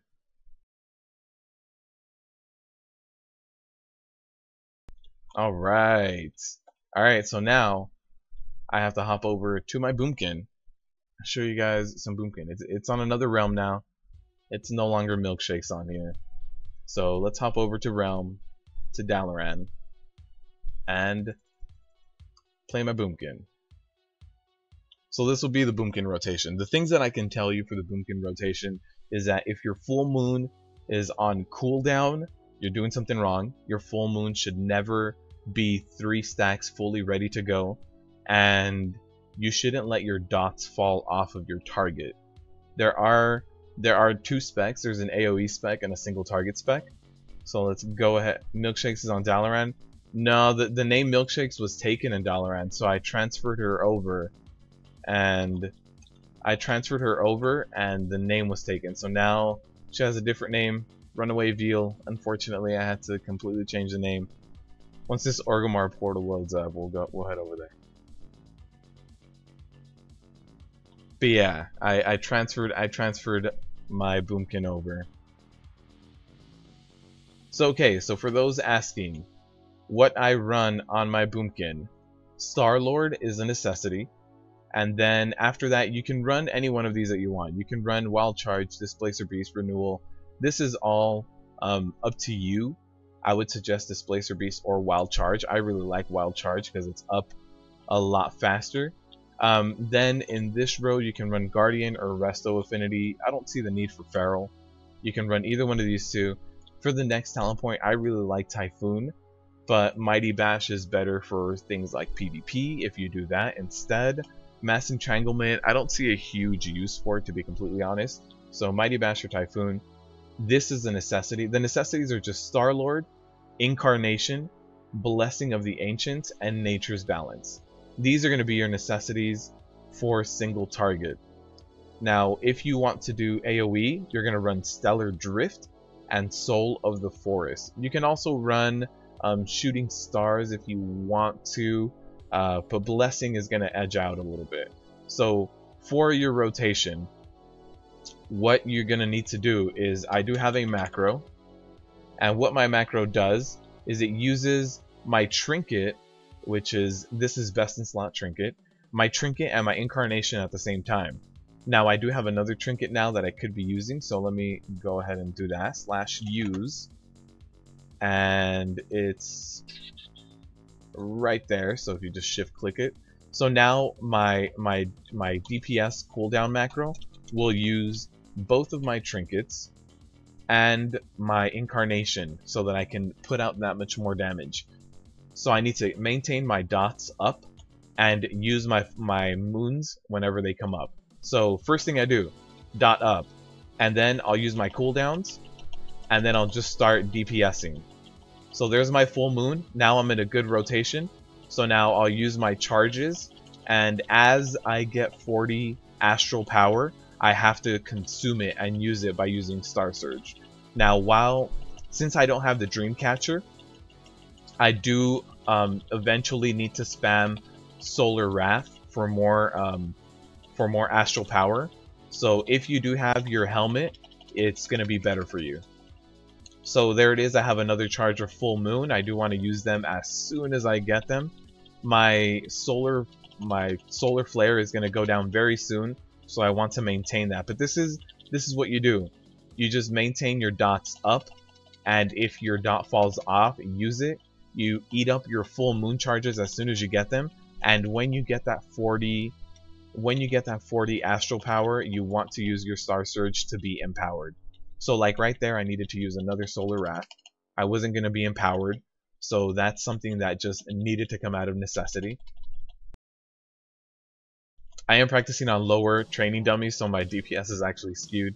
Let me find the appropriate there it is. These are a little bit better. So I'll restart it again in 40 seconds. I'll show you guys again from the beginning. You got a good name for the Demon Hunter? Knocked Up? Is that because they fly? So this DPS should be a little truer to what we're gonna see in raids. So once my incarnation comes off cooldown, the two legendaries that I'm running right now is this ring. This ring is really good. I don't have the helmet, or else I would be running ring and helmet. I have Kil'jaeden's Burning Wish, and then I have Prida's. Now Kil'jaeden's Burning Wish is going to put out a little bit more damage, so I go ahead and run that instead. So these two are my damage legendaries. So that's what I'm running right now. I'm also trying my best to max out haste and mastery. I do have my 4-set bonus, which really does help out with more haste. So let's try again from the beginning. Again, I'm going to apply my dots. I'm going to pop my cooldowns and use all of my full moon charges to generate as much astral power as I can. And then I'm going to start my regular rotation, which is use my empowered Solar Wrath and Lunar Strikes. And as soon as I have enough energy for a Star Surge, do that. If my full moon is off of cooldown, then I go ahead and do that. Alright, so again, dots, there's my cooldowns. I'm going to go ahead and use all of my full moons, and then start the Star Surge spamming. So there it is. I'm going to be able to get another Star Surge immediately. Let me use my empowered buffs. There's my Star Surge again. Here's another Star Surge. And then right after this finishes, I'll be able to get another Star Surge. I have a full moon stack just waiting for me, so I'll go ahead and use that. And then again, just use your empowereds. I have 2 stacks of the Star Surge waiting for me. And this is it. This is the rotation. Just keep full moon on cooldown. Keep using your Star Surge whenever it's ready. My Sunstrike did fall off, so I go ahead and reapply it. Star Strike is the one that'll probably fall off more. Moonstrike probably won't. So you can see there I have 1.4 mil, but that's because I popped my cooldown. My sustained DPS should be a little over 1 million. So let's wait a little bit more so that you guys can see my DPS kind of fall off and stabilize. I do need to do 2 Solar Rats there, but yeah, you just want to use your empowered whenever it's up. You see my full moon is up with 1 charge. I'm gonna go ahead and use that. Keep using my Star Surge whenever I can. And yeah, that's the rotation. I also want to use my Kil'jaeden's Burning Wish whenever it's up as well. So now that my DPS kind of teetered off again, you see that I'm balancing between 1.1 and 1.2 mil, and that should be my average. If I get to just stand still on a fight and never move, that would be what I would be at. So that's kind of where my DPS is right now. And now my incarnation is back up. I can burst back up, and this I have 929 gear. So Ezekiel, I hope you're watching the VOD of this later. I know you said you have 911 gear. With 911 item level, you should be probably in 900k DPS area. That's where you probably should sit. I sit at 1.2 right now. If you need any help with any gear choices, I do suggest askmrrobot.com. They do really good simulations there for DPSers. Not so much for tanks. If you only have a tank, not good for you. So if you're trying to run like your Balance Druid here, your Boomkin, and trying to find what gear is better for you, Ask Mr. Robot runs really good and fast simulations for you. One thing that I will try out here as well is my AoE rotation. So we're going to go ahead and do Soul of the Forest. It reduces my cost of Starfall by 20. And I'm also going to do Stellar Drift so that I can cast while moving. And I'll keep Blessing of the Ancients. I like the astral power generated by this, but Astral Communion and Shooting Stars are also decent for AoE. So for AoE, we're gonna again apply our debuffs and then start eating all of our full moon charges, and then just do this. So you see that's the AoE, and the good thing about our AoE spec is that we can do this. We can run around while our AoE is going off and keep reapplying. I can also reapply my my Flame Strike right here, keep doing this full moon, and the AoE DPS is going to be really good. You do want to use Solar Wrath to generate more astral power, unless your targets are all going to be standing next to each other. So like these dummies are standing next to each other, I can get away with spamming Lunar Strike because it does do a passive cleave. So if you guys see Lunar Strike, if your targets are close enough to each other, it just hits all of them. But in real world scenarios where your tank is moving around everywhere, it's not really going to apply that way. So in the real world scenario, if your tank is moving all over the place and you're doing this AoE spec, you should be using Solar Wrath instead of Lunar Power. And that's 1.4 mil, not too bad for this AoE rotation. It could be better, but that would if you keep your dots up 100% of the time and then keep your Moonfire debuff up as well, it increases damage taken by 6%. But yeah, that's one other thing to know about your AoE rotation, is that a full moon does cleave. All of the other moons don't, but if you see a full moon here, it does do cleave damage. So there's a few things you can do with cleaving, and then with Lunar Strikes is what also helps you out with more cleaving. How to use Mr. Robot, can you do a video on that? I can, Epic. I absolutely can. If you guys want to see how to run Sims and stuff like that, I can do that. I hadn't thought about that, so I'll write that down. But that'll do it for today's stream. I hope you guys enjoyed it. Thank you guys for stopping by. The Mythic Pluses went really well today. We didn't have a single rip key, but then we jumped to the raids, and they did really bad. So again, shout out to all of our patrons and all of our sponsors. We are going to be doing more live streams on Fridays now, so go ahead and tune in for that. And then when Destiny 2 launches for the PC next month, we'll be jumping into Destiny 2 as well and bringing that to the channel, both in guides and in live streams. So join me for the Friday live streams. If you guys have a US character that's Horde, you guys can do stuff with me, whether it's Mythic Pluses, raids, whatever it is. Thank you guys for stopping by. And as always, good luck out there.